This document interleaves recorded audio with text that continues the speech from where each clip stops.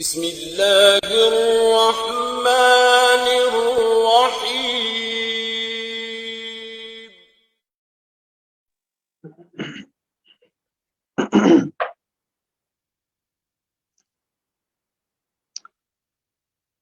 الحمد لله رب العالمين والصلاة والسلام على أشرف الأنبياء والمرسلين وعلى آله وأصحابه ومن تبعهم بإحسان إلى يوم الدين. أما بعد فأعوذ بالله من الشيطان الرجيم. بسم الله الرحمن الرحيم. إن الله لا يغفر أن يشرك به ويغفر ما دون ذلك لمن يشاء ومن يشرك بالله فقد ضل ضلالا بعيدا. سورہ نساء کا رکوع نمبر 18 اور آیت نمبر 116 سے آج ہمارے درس کا آغاز ہو رہا ہے۔ اس رکوع میں مشرکین مکہ کے باطل اور غلط عقائد کی تردید کی گئی ہے۔ شرک کرنے والے یعنی اللہ کی ذات میں اس کی صفات میں بتوں کو، فرشتوں کو اور جانوروں کو یا دوسری چیزوں کو اپنا معبود سمجھ کر ان کی عبادت کرنا، اللہ کی ذات اور اس کی صفات میں ان کو شریک کرنا،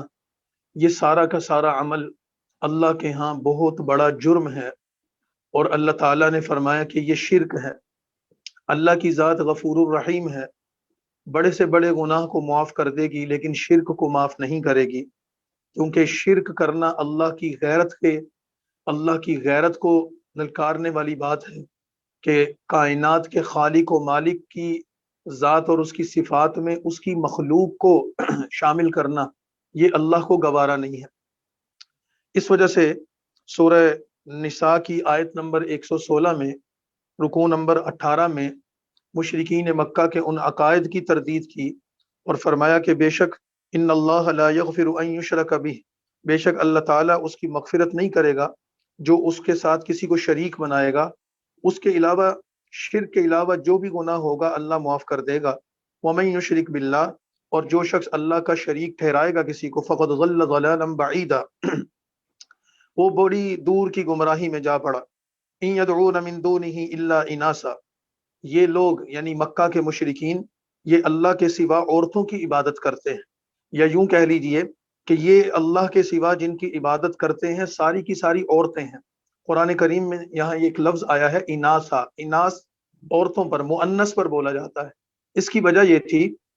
کہ مکہ کے مشرکین نے جن جن چیزوں کو اپنی عبادت کے لیے اپنا جھوٹا معبود بنا رکھا تھا وہ ساری کی ساری مؤنث تھی۔ مثال کے طور پر جو بت تھے تو ان بتوں کو جو نام رکھے ہوئے تھے وہ بھی مؤنث تھے۔ اسی طرح وہ فرشتوں کی عبادت کرتے تو کہتے کہ فرشتے نعوذ باللہ اللہ کی بیٹیاں ہیں، ان کو بھی مؤنث سمجھتے اور ان کی عبادت کرتے۔ اسی طرح ان کے جو لکڑی کے یا پتھر کے مختلف مقامات پر جو بت نصب تھے ان کے ساتھ بھی ان کی نسبت جو عبادت کی تھی وہ سارے کے سارے وہ مؤنث تھیں چیزیں۔ تو فرمایا کہ یہ تو تمہارے اپنے پسند کے بھی خلاف ہے بظاہر، کہ اپنے لیے تو تم بیٹے پسند کرتے ہو اور اللہ کے لیے اور اپنی عبادت کے لیے اور اللہ کی شرکت کے لیے، اللہ کے شریک ٹھہرانے کے لیے تم عورتوں کو ترجیح دیتے ہو، تو یہ ساری کی ساری تمہاری فضولیات ہیں۔ تو یہ لوگ اللہ کے سوا جس کی عبادت کرتے ہیں وہ ساری کی ساری زنانیاں ہیں۔ وَإِن يَدْعُونَ إِلَّا شَيْطَانًا مَرِيدًا، اور یہ اصل میں صرف شیطان سرکش کی عبادت کرتے ہیں۔ لعنت اللہ، اس شیطان پر اللہ کی لعنت ہے۔ اور شیطان نے کہا اے اللہ من عبادک نصیبا مفروضا، میں تیرے بندوں میں سے حصہ مقرر کروں گا۔ جب شیطان کو اللہ کی بارگاہ سے، دربار سے نکالا گیا، رائندہ درگاہ ہوا، تو اس نے یہ عہد کیا تھا کہ تیرے بندوں میں سے لوگوں کو گمراہ کر کے اپنے ساتھ ان کو دوزخ میں لے جاؤں گا۔ تو یہ شیطان اپنے اس عہد کو پورا کر کے لوگوں کو شرک پر آمادہ کرتا ہے۔ وَلَأُضِلَّنَّهُمْ، اور شیطان نے یہ کہا تھا میں تیرے بندوں کو ضرور گمراہ کروں گا اور انہیں امیدیں دلواؤں گا۔ وَلَآمُرَنَّهُمْ، امیدیں دلواؤں گا یعنی دنیا کی حرص ان میں پیدا کروں گا اور انہیں ضرور حکم دوں گا۔ فَلَيُبَتِّكُنَّ آذَانَ الْأَنْعَامِ، کہ جانوروں کے کان چیر دیں۔ وَلَآمُرَنَّهُمْ، اور البتہ میں ان کو ضرور حکم دوں گا۔ فَلَيُغَيِّرُنَّ خَلْقَ اللَّهِ، کہ اللہ کی بنائی ہوئی صورتیں بدل دیں۔ اس میں مشرکین کی دو رسومات کی نفی کی گئی۔ ایک تو یہ کہ وہ مختلف جانوروں کو بتوں کے نام پر مخصوص کر کے ان کو مقدس جانور قرار دے دیتے تھے، اور ان پر نہ سواری کرتے تھے، نہ ان کا گوشت کھاتے تھے، نہ ان کا دودھ استعمال کرتے تھے، اور یہ کہتے تھے کہ یہ مبارک جانور ہیں، اور ان کی علامت کے طور پر ان کے سینگ کاٹ دیتے یا ان کے کانوں کو چیر دیتے اور ان کو مبارک اور مقدس قرار دیا جاتا۔ فرمایا کہ یہ شیطانی کام ہے۔ دوسری چیز یہ بتائی کہ یہ اللہ کی بنائی ہوئی صورتیں بدلیں۔ اللہ کی بنائی ہوئی صورتیں بدلنے کی شکل یہ تھی کہ رسول اللہ صلی اللہ علیہ وسلم کے زمانے میں یا آپ سے پہلے جاہلیت کے دور میں لوگ اپنی شکلوں میں اور اپنے جسموں میں تغیرات کرتے تھے، یعنی اس میں تخلیق کو بگاڑتے تھے، جیسے اپنے جسم پر نشان بنوانا۔ عورتیں اپنے جسموں پر طرح طرح کے نقش و نگار بنواتی تھیں اور اس کو جسم پر کھال پر گوندا جاتا تھا۔ آج کے زمانے میں جیسے ٹیٹو وغیرہ بنوائے جاتے ہیں، کھال کے اندر نقش و نگار بنوائے جاتے ہیں اور جسم کی مختلف شکلیں تبدیل کی جاتی ہیں۔ فرمایا کہ یہ شیطانی کام ہے کہ ان کی خلقت کو اور اللہ کی تخلیق کو بگاڑنے والی چیزیں ہیں، اور جو شخص اللہ کو چھوڑ کر شیطان کو دوست بنائے گا فقد خسر خسرانا مبینا، وہ تو بہت بڑے نقصان میں ہے۔ یعیدہم ویمنیہم، فرما دیا شیطان گمراہی کے راستے پر چلتے ہوئے خود تو دوزخ میں جائے گا، لیکن لوگوں کو گمراہ کرتا ہے، ان سے جھوٹے وعدے کرتا ہے، انہیں امیدیں دلاتا ہے۔ وما یعیدہم الشیطان الا غرورا، اور شیطان تو صرف جھوٹے وعدے کر سکتا ہے، اس کے علاوہ کسی کو نفع نہیں دے سکتا۔ اولئک مأواہم جہنم، شیطان اور اس کے ساتھ چلنے والے اور اس کے راستے پر چلنے والے سارے لوگوں کا ٹھکانہ دوزخ ہے، اور ولا یجدون عنہا محیصا، وہ اس دوزخ سے بچنے کے لیے کوئی اور جگہ نہیں پائیں گے۔ لیکن دوسری طرف جو ایمان والے لوگ شیطان کے حملوں سے محفوظ رہے، والذین آمنوا وعملوا الصالحات، جو لوگ ایمان لائے انہوں نے اچھے کام کیے، انہیں ہم جنتوں میں داخل کریں گے جن کے نیچے نہریں بہتی ہیں، خالدین فیہا ابدا، ہمیشہ یہ مومن اس جنتوں میں رہیں گے۔ وعد اللہ حقا، وہاں شیطان کے وعدے ہیں اور جھوٹے وعدے ہیں، یہاں اللہ کا وعدہ ہے اور سچا وعدہ ہے۔ ومن اصدق من اللہ قیلا، اور اللہ سے زیادہ سچا وعدہ کرنے والا کون ہے؟ لیس بامانیکم ولا امانی اہل الکتاب، نہ تمہاری امیدوں پر مدار ہے اور نہ اہل کتاب کی امیدوں پر، یعنی انسانوں کی کامیابی کا معیار نہ ان شیطان کے راستے پر چلنے والے مشرکین کی امیدوں پر ہے اور نہ ہی اہل کتاب جو خود گمراہ ہو چکے ان کی امیدوں پر ہے۔ من یعمل سوءا یجز بہ، جو کوئی برا کام کرے گا اس کی سزا اس کو ملے گی۔ ولا یجد له من دون اللہ، اور اللہ کے سوا وہ کوئی اپنا حمایتی اور مددگار نہیں پائے گا۔ ومن یعمل من الصالحات، اور مرد و عورتوں میں سے جو کوئی بھی اچھا کام کرے گا وہو مؤمن، اللہ کے نزدیک وہ ایمان والا ہے، اللہ اس کو جنت میں داخل کریں گے۔ ولا یظلمون نقیرا، اور کھجور کے گٹلی کے اوپر جو چھلکا ہوتا ہے، اتنی معمولی اور حقیر چیز، اس کے برابر بھی ان سے کوئی زیادتی نہیں ہوگی۔ ومن احسن دینا ممن اسلم وجہہ للہ، اور اس شخص سے بہتر دین کے اعتبار سے کون ہو سکتا ہے جس نے اللہ کے حکم پر پیشانی رکھی، یعنی کہ اللہ کے سامنے اپنے آپ کو جھکا دیا۔ وہو محسن، اور وہ نیکی کرنے والا۔ واتبع ملت ابراہیم حنیفا، اور دین ابراہیم کی، دین حنیف کی پیروی کرنے والا۔ واتخذ اللہ ابراہیم خلیلا، اور ابراہیم کو تو اللہ نے اپنا دوست قرار دیا۔ رسول اللہ اور آپ کے ساتھیوں کی تعریف فرما دی۔ اصل دین حنیف پر آپ لوگ ہیں، دین ابراہیم پر، ملت ابراہیم پر آپ لوگ ہیں۔ جیسے کہ ہم نے سورہ بقرہ میں بھی بتایا تھا، بعد میں بھی یہ مضمون آیا کہ مشرک، یہودی، عیسائی، یہ سب لوگ اپنے آپ کو دین ابراہیم کے پیروکار کہتے تھے، کیونکہ یہ بالواسطہ بلا واسطہ یہ سب لوگ حضرت ابراہیم علیہ السلام کو اپنا جد امجد قرار دیتے تھے، اور ابراہیم علیہ السلام ان کے جد امجد ہے بھی۔ بنی اسرائیل وہ حضرت ابراہیم کے بیٹے اسحاق کی اولاد ہیں، اور بنی اسماعیل جو مکہ کے رہنے والے قبائل تھے، یہ حضرت ابراہیم کے بیٹے اسماعیل کی اولاد تھے۔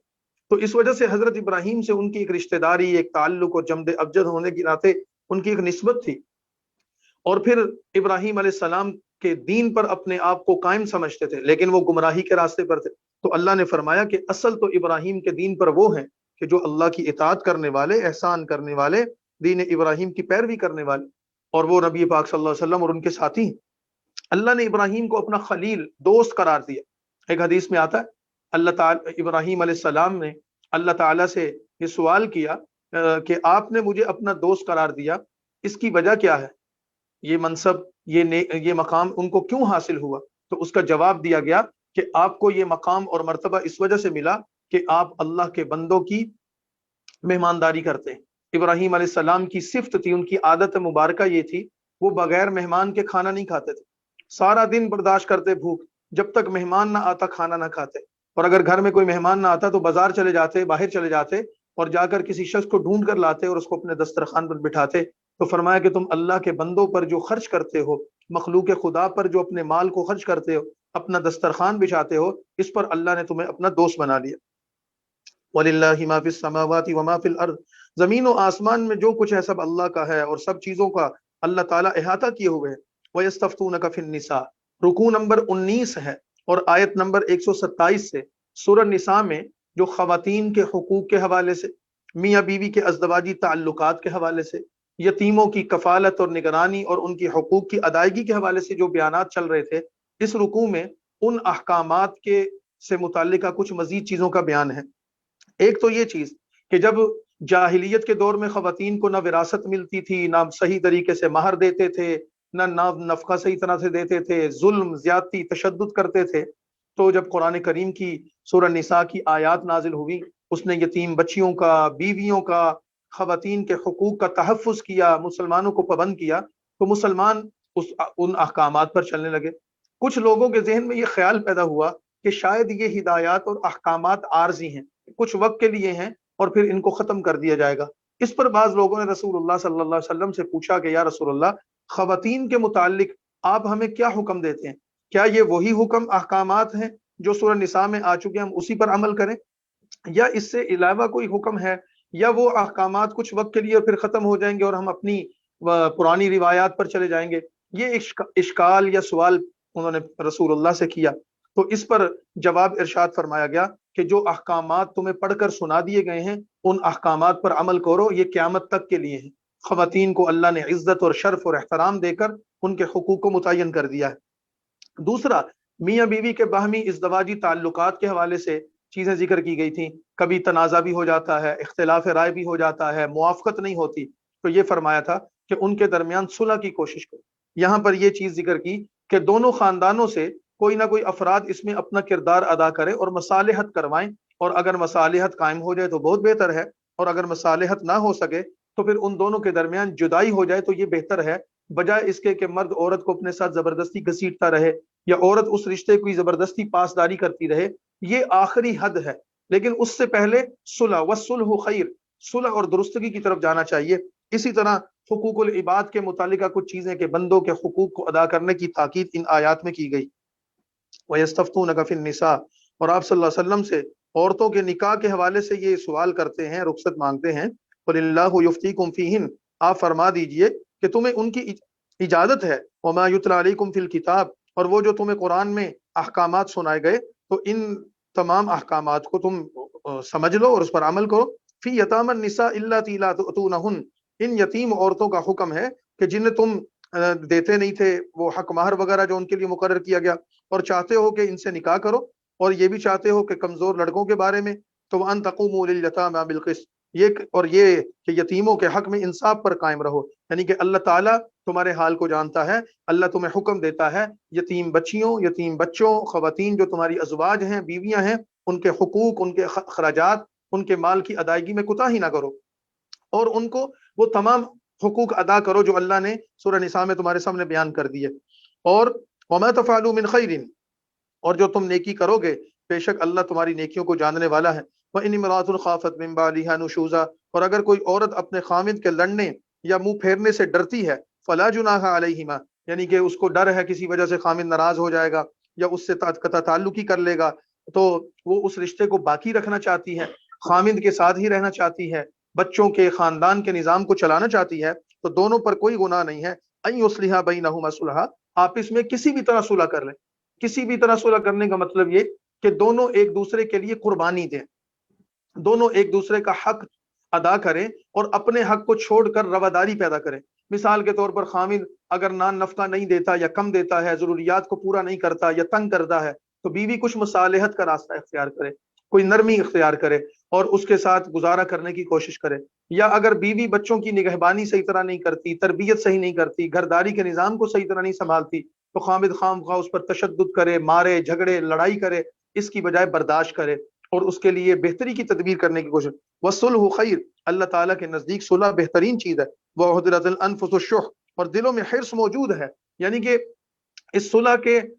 راستے پر چلنے کے لیے تمہارے دل میں آنے والے شیطانی خیالات وسوسات دل رکاوٹ بن سکتے ہیں، لیکن تم ان کی پرواہ نہ کرنا. وَإِن تُحْسِنُوا وَتَتَّقُوا، اگر تم نیکی اور پرہیزگاری کرو گے تو اللہ تعالیٰ کو تمہارے اعمال کی پوری خبر ہے. وَلَن تَسْتَطِيعُوا أَن تَعْدِلُوا بَيْنَ النِّسَاءِ، اور تم عورتوں کو ہرگز برابر نہیں رکھ سکو گے. یعنی ایک شخص کی اگر ایک سے زائد بیویاں ہوں، 2 ہوں، 3 ہوں یا 4 ہوں، تو ان کے درمیان عدل کرنے کا، انصاف کرنے کا حکم دیا گیا. قرآن کریم نے سورہ نساء کے شروع میں بتا دیا تھا. لیکن یہاں پر یہ بات فرمائی، ایک ہوتی ہے عورتوں کے درمیان حقوق کی برابری. ایک بیوی کو جو خرچہ دے رہا ہے دوسری کو بھی وہی دے، ایک کو جو کھانا اور لباس دیا دوسری کو بھی وہی دے، ایک کو جو رہائش دی اسی کیٹاگری کی، اسی معیار کی رہائش دوسری کو بھی دے. یہ تو ایک بنیادی اصول ہے. اس کے لیے بندے کو لازم کر دیا گیا ہے کہ اس میں عدل کرنا ہے، انصاف کرنا ہے، اس کے تقاضوں کو پورا کرنا ہے. لیکن قلبی محبت ایک بیوی سے کم ہو سکتی ہے، دوسری سے زیادہ ہوگی. ایک کی طرف رجحان زیادہ ہوگا، دوسری کی طرف کم ہوگا. یہ تمہارے اختیار میں نہیں ہے. تو فرمایا کہ تم ان کے درمیان برابری کرو، لیکن تم دلی طور پر اور قلبی طور پر بھی برابری کرو، ایسا ممکن نہیں ہے. جیسے رسول اللہ صلی اللہ علیہ وسلم نے اپنی تمام بیویوں کو ایک جیسی رہائش دے رکھی تھی، ایک جیسا نان نفقہ دیتے تھے، ایک ہی طرح سب کو ایک ہی معیار پر رکھتے تھے، وقت بھی سب کو برابر دیتے تھے. آپ نے باری لگا رکھی تھی، ایک دن ایک کے گھر، دوسرے دن دوسرے کے گھر، یہ آپ کی ترتیب تھی. لیکن ان کی ضروریات میں، ان کے حقوق میں، ان کے معاملات میں آپ عدل اور انصاف کے تقاضوں کو پورا کرتے. لیکن آپ کے دل میں جو محبت ام المومنین سیدہ عائشہ رضی اللہ تعالی عنہا کے بارے میں تھی، دیگر ازواج مطہرات کے بارے میں ذرا کم تھی ان کی بنسبت. تو اس پر آپ فرماتے تھے کہ اے اللہ، تو جانتا ہے کہ میرا دل میرے اختیار میں نہیں ہے، میرا دل تو تیرے اختیار میں. تو میری جو رغبت، جو محبت عائشہ کے ساتھ ہے، وہ اس درجے کی دوسروں کے ساتھ نہیں. تو یہ میرے اختیار سے باہر ہے. لیکن عدل و انصاف کرنا، حقوق کی ادائیگی کرنا جو میرے اختیار میں وہ میں پورا کر رہا ہوں. تو یہاں یہ فرمایا کہ تم اگر دلی اور قلبی اعتبار سے دیکھو تو عورتوں کو ہرگز برابر نہیں رکھ سکو گے، اگرچہ اس کی حرص تم کرو، اگرچہ اس کی تم کوشش بھی کرو، لیکن اس کے باوجود عدل کرو. فلا تمیلوا کل المیل، سو تم بالکل ایک ہی طرف نہ جھک جاؤ. ایسا نہ ہو ایک سے محبت زیادہ ہے دوسری سے کم ہے، یا ایک خوبصورتی میں زیادہ ہے دوسری کم ہے، یا ایک سے تمہاری انس اور کشش زیادہ ہے دوسری سے کم ہے تو تم اس کے ساتھ زیادتی کرنے لگو اور ایک کی طرف ہی جھک جاؤ. جیسے آج کل ہمارے معاشرے میں ہوتا ہے، ایک مرد ایک عورت سے نکاح کرتا ہے، اس سے نسل انسانی پیدا ہوتی ہے، یا کبھی اولاد نہیں بھی ہوتی تو وہ اپنے تقاضوں کے لیے دوسری عورت سے نکاح کر لیتا ہے. کبھی اولاد کی موجودگی میں دوسری عورت سے نکاح کرتا ہے، کبھی بغیر اولاد کے حصول کے لیے دوسری عورت سے نکاح کرتا ہے. اور جب وہ دوسری آتی ہے تو وہ پہلے کی بنسبت وہ نئی ہوتی ہے، اس کے ناز نخرے ہوتے ہیں، یا اس میں کوئی کشش کی چیز ہوتی ہے، تو پھر وہ اپنی پہلی بیوی کے حقوق کا استحصال کرتے ہوئے دوسری بیوی کی طرف اتنا چھک جاتا ہے کہ پہلی کو فراموش کر دیتا ہے، اس کے ساتھ ظلم اور زیادتی کرنے لگتا ہے. فرمایا کہ یہ زیادتی نہ کرو، کہ ایسے نہ تم ایک ہی طرف جھک جاؤ. فتدروها كالمعلقہ، کہ دوسری کو تم ویسے ہی لٹکا ہوا چھوڑ دو اور اس کو ظلم و زیادتی کا نشانہ بناؤ. خدا سے ڈرو. وَإِن تُصْلِحُوا وَتَتَّقُوا، اگر اصلاح کرتے رہو اور پرہیزگاری کرتے رہو گے، اللہ سے ڈرتے رہو گے تو اللہ تمہیں بخشنے والا ہے. وَيَتَفَرَّقَا يُغْنِ اللَّهُ كُلًّا مِّن سَعَتِهِ، اور اگر دونوں میاں بیوی جدا ہو جائیں تو اللہ تعالیٰ اپنی وسعت سے ہر ایک کو بے پرواہ کر دے گا. رشتہ نہیں چل سکا، صلح نہیں ہو سکی، جدائیگی کا وقت آ گیا، طلاق ہو گئی، تو اللہ تعالیٰ فرماتے ہیں کہ اب دونوں الگ الگ راستہ اختیار کریں، ایک دوسرے کے بارے میں اب نہ سوچیں، اب اپنی زندگی کے خود فیصلے کریں. اللہ دونوں کے لیے وسعت کے راستے پیدا کر دے گا، کیونکہ اللہ تعالیٰ حکمت اور وسعت والا ہے. وَلِلَّهِ مَا فِي السَّمَاوَاتِ وَمَا فِي الْأَرْضِ، اور جو کچھ آسمان اور زمین میں ہے سب اللہ ہی کا ہے. وَلَقَدْ وَصَّيْنَا الَّذِينَ أُوتُوا الْكِتَابَ، اور ہم نے پہلی کتاب والوں کو بھی اور تمہیں بھی یہ حکم دیا کہ ان سارے معاملات میں اللہ سے ڈرو. اگر تم ناشکری کرو گے تو جو کچھ آسمانوں میں اور جو کچھ زمین میں ہے وہ تو اصل میں سب اللہ ہی کا ہے، اور اللہ بے پرواہ ہے. اور حمیدن، ساری تعریفیں تو اصل میں اللہ کی ہیں. وَلِلَّهِ مَا فِي السَّمَاوَاتِ وَمَا فِي الْأَرْضِ، پھر بتا دیا زمین و آسمان کی بادشاہی اور حکومت یہ تو اللہ ہی کے پاس ہے. وَكَفَى بِاللَّهِ وَكِيلًا، اور اللہ کارساز و کافی ہے. إِن يَشَاء يُذْهِبْكُمْ أَيُّهَا النَّاسُ وَيَأْتِي بِآخَرِينَ، اگر اللہ چاہے تو اے لوگو تمہیں لے جائے، تمہاری جگہ اور لوگوں کو لے آئے، یعنی تمہیں اس دنیا سے مٹا دے اور تمہارے جگہ نئے لوگ پیدا کر دے. اللہ کو ہر چیز پر قدرت ہے. من کان یرید ثواب الدنیا، جو شخص دنیا کا اجر چاہتا ہے تو اللہ کے ہاں جو شخص دنیا کا اجر چاہتا ہے تو وہ تو اپنے خسارے کا سودا کر رہا ہے. اللہ کی طرف رجوع کرو، اللہ کے پاس ثواب الدنیا والآخرہ، آخرت اور دنیا دونوں کا اجر موجود ہے، اللہ کے پاس آخرت اور دنیا دونوں کا ثواب موجود ہے، نفع دونوں جگہ پہ اللہ سے مانگنا چاہیے، اور اللہ سننے والا اور دیکھنے والا ہے۔ سورہ نساء کا 20واں رکوع ہے اور آیت نمبر 135 ہے، یا ایھا الذین آمنوا کونوا قوامین بالقسط شہداء للہ۔ حقوق العباد میں میاں بیوی کا رشتہ بڑا ہی زبردست اور بڑا مبارک اور بڑا بنیادی رشتہ ہے، اسی سے سارے رشتے پھر وجود میں آتے ہیں۔ اسی کے بیان کے ضمن میں عام طور پر لوگوں کو جو حقوق العباد میں کوتاہی ہوتی ہے کہ کبھی کسی کی گواہی دینی پڑ جائے تو جھوٹی گواہی دے دیتے ہیں، اور اگر کسی کی طرفداری کریں تو حد سے بڑھ کر جھوٹی طرفداری کر دیتے ہیں، یعنی اگر کسی کی مخالفت میں جانا ہے تو سچ نہیں بولنا، اور اگر کسی کی حمایت میں جانا ہے تو جھوٹ اور مبالغہ آمیزی کرنی ہے، اس سے منع کر دیا۔ اے ایمان والو، کونوا قوامین بالقسط، انصاف پر قائم رہو، اللہ کی طرف گواہی دو، اگرچہ اپنی جانوں پر ہی ہو، یعنی اگر تمہیں کسی جگہ پر اپنی ذات کے خلاف بھی گواہ بننا پڑے تو حق اور عدل اور انصاف کے تقاضوں کو پورا کرو۔ اوی الوالدین، کبھی اپنے ماں باپ کے خلاف گواہی دینی پڑ جائے، والاقربین، اپنے کسی رشتہ دار قریبی کے خلاف گواہی دینے پڑ جائے تو تم اس چیز کی پرواہ نہ کرو، ان یکن غنیا او فقیرا، یہ پرواہ نہ کرو جس کے بارے میں تم گواہی دے رہے ہو یہ امیر ہے یا غریب ہے، گواہی یہ امانت ہے، اللہ تعالیٰ تمہیں تمہاری گواہی کے بارے میں سوال کرے گا، لہذا امیر یا غریب، قریبی یا دور، اپنے یا غیر کے فرق کے بغیر انصاف کے ساتھ، عدل کے ساتھ اور سچ پر مبنی گواہی دو، فاللہ اولا بہما، اللہ تمہارا ان رشتہ داروں اور تعلق داروں سے زیادہ خیر خواہ ہے۔ فلا تتبعوا الهوى ان تعدلوا، انصاف کرنے میں دل کی خواہش کی پیروی نہ کرو، کیونکہ تمہارے دل میں شیطان ایسے وسوسے پیدا کرے گا تم انصاف کے راستے کو چھوڑ دو گے۔ وان تلووا او توردوا، اور اگر تم کج بیانی کرو گے، یعنی کہ تو اگر تم جھوٹی گواہی دو گے، غلط بیانی کرو گے، یا اچھائی اور سچائی اس کے راستے کو چھوڑ کر اس سے اعراض کرو گے، فإن اللہ کان بما تعملون خبیرا، تو اللہ تعالیٰ تمہارے سارے کے سارے اعمال سے باخبر ہے، اور اللہ کسی چیز سے بے پرواہ نہیں ہے۔ لہذا عدل اور انصاف اور گواہی، اس کے جب کبھی ایسا موقع آ جائے تو انسان کو ہمیشہ سچ بولنا چاہیے، انسان کو ہمیشہ حق بات کرنی چاہیے، چاہے اس سے کوئی ناراضی ہو جائے، نیت یہ ہو یا اللہ میں تجھے راضی کرنے کے لیے یہ کر رہا ہوں۔ یا ایھا الذین آمنوا آمنوا باللہ ورسولہ، اے ایمان والو اللہ اور اس کے رسول پر ایمان لاؤ، اور اس کتاب پر جو اللہ نے اپنے رسول پر نازل کی ہے، اور اس کتاب پر جو پہلے نازل ہوئی، تورات، انجیل، زبور، اور جو کوئی اللہ کا انکار کرے گا، اس کے فرشتوں اور اس کی کتابوں اور اس کے رسولوں کا اور قیامت کے دن کا انکار کرے گا، اصل میں یہ شخص بہت بڑا گمراہ ہے۔ ان الذین آمنوا، اب یہاں سے کچھ ایسے لوگوں کا بیان ہے جن کو منافق کہا جاتا ہے، جیسے کہ سورہ نساء میں ہم نے شروع میں بتایا تھا کہ منافقین کا تذکرہ بڑی تعداد میں اس صورت میں کیا گیا ہے، یہاں سے آگے آنے والے رکوع میں جو آیات آ رہی ہیں اس میں منافقین کا تذکرہ ہے۔ منافقین وہ لوگ تھے کہ جو ظاہراً کلمہ پڑھتے تھے لیکن دل سے کافر تھے، مسلمانوں سے مرعوب ہو کر، مسلمانوں سے مفادات حاصل کرنے کے لیے، مسلمانوں کی دن بدن بڑھتی ہوئی ترقی کو دیکھ کر اپنے آپ کو مسلمانوں کا حصہ شمار کرتے تھے، نماز بھی مسجد میں پڑھتے تھے، رسول اللہ کی مجلس میں بھی آتے تھے، اور اعمال میں بھی شامل ہوتے تھے کچھ نہ کچھ درجے میں، لیکن حقیقت کے اعتبار سے ان کے دل میں کفر اور نفاق تھا، اور جب مسلمانوں کے پاس آتے تو ان کو کہتے کہ ہم تمہارے ساتھ ہیں، ہم تو مخلص ہیں، اور جب کافروں کے پاس جاتے، یہودیوں اور عیسائیوں کے پاس جاتے تو جا کر کہتے کہ نہیں نہیں، ہم تو اصل میں تمہارے ساتھی ہیں، وہاں تو ہم ان کے ساتھ مذاق کر رہے تھے، ان کو دھوکہ دے رہے تھے۔ ان منافقین کی کیفیات اور ان منافقین کے اعمال اور ان کی جو سزا ہے اللہ تعالیٰ کے ہاں، اس کا ذکر کیا جا رہا ہے۔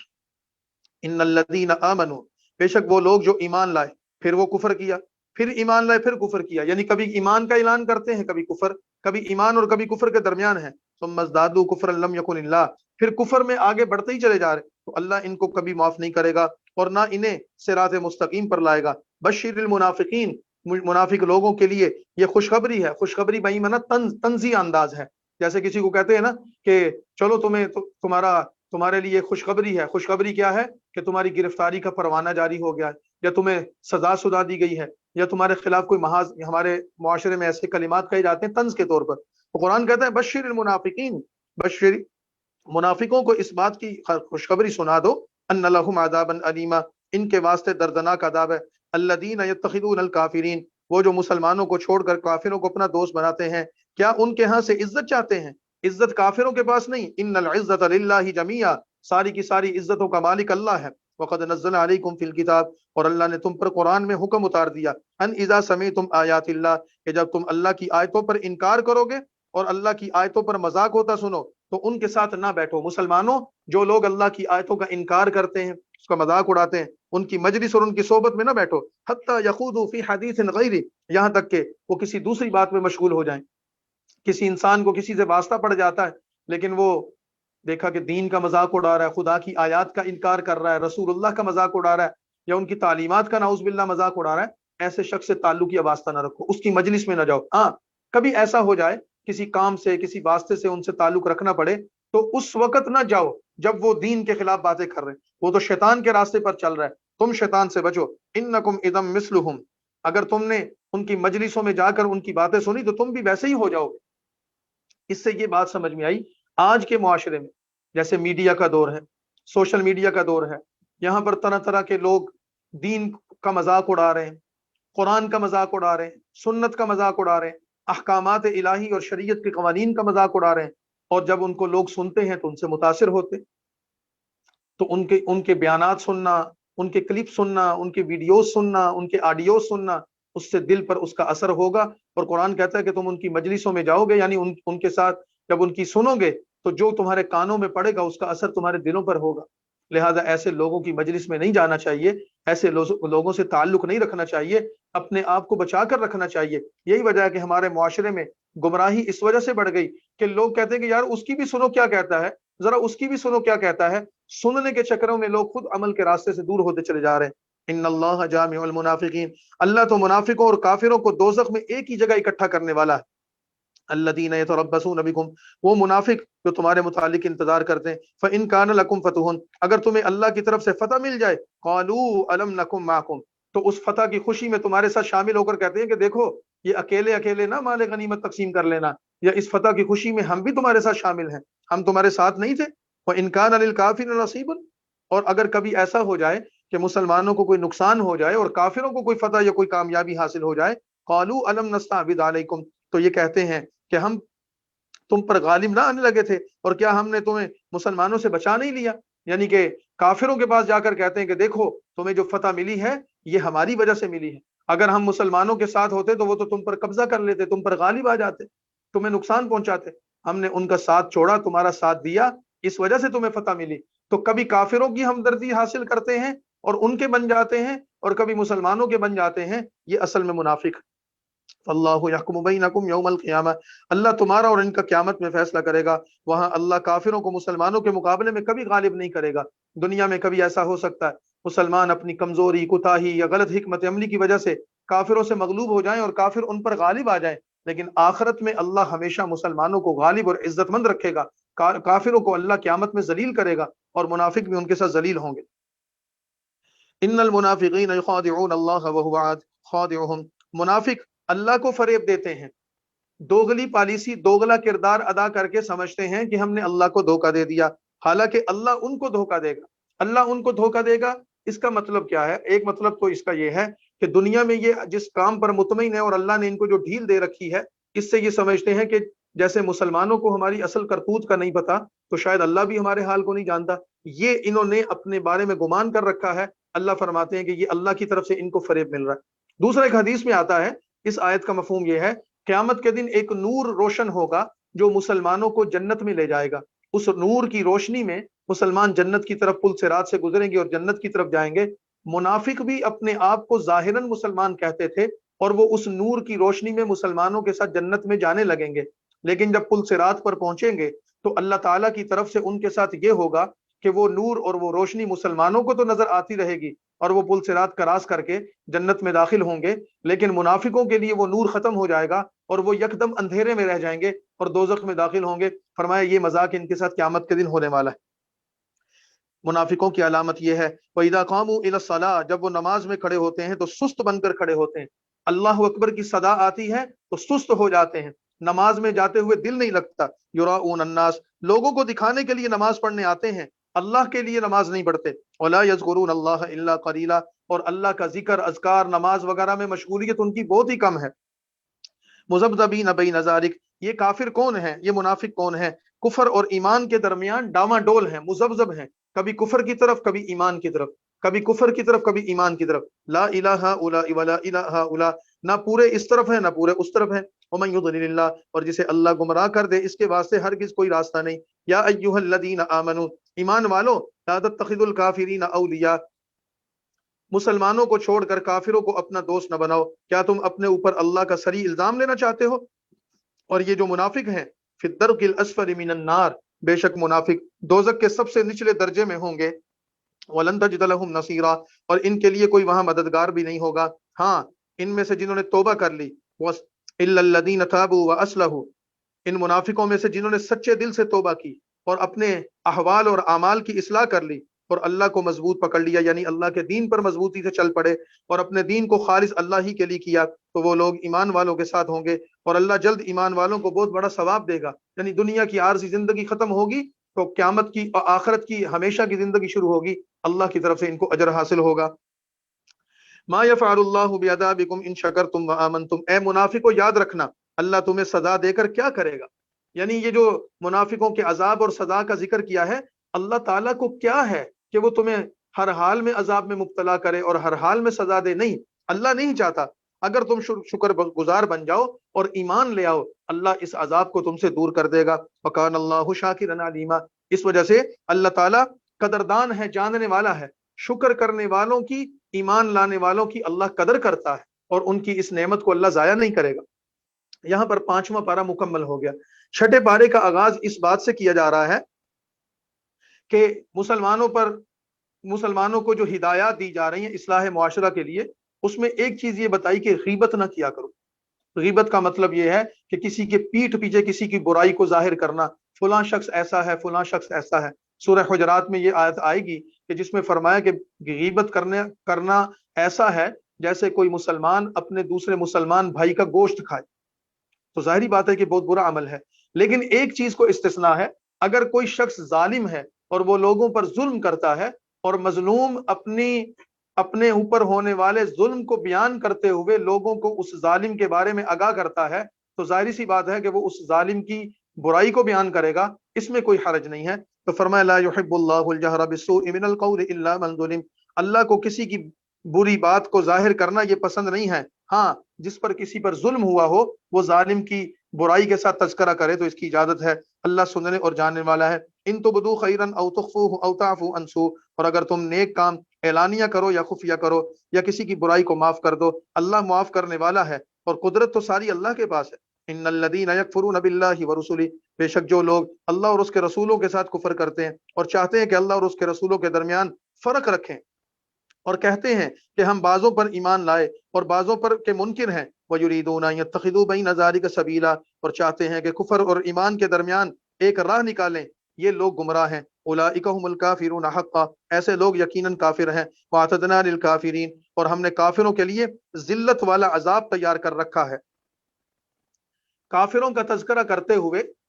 اب اس سورت کے اختتام پر، چونکہ سورہ نساء اپنے اختتام کی طرف جا رہی ہے اور اس کے 3 رکوع ہیں، ان رکوع میں اللہ تعالیٰ نے پہلے یہودیوں کو خطاب کیا ہے، ان کی بدعمالیوں کا تذکرہ کیا ہے اور اس کی مذمت کی ہے. یہودیوں کے بڑے جرائم میں ایک جرم یہ تھا کہ انہوں نے انبیاء کو قتل کیا، انہوں نے بچڑے کی عبادت کی، انہوں نے موسیٰ علیہ السلام کو ستایا، اللہ نے ان پر بادل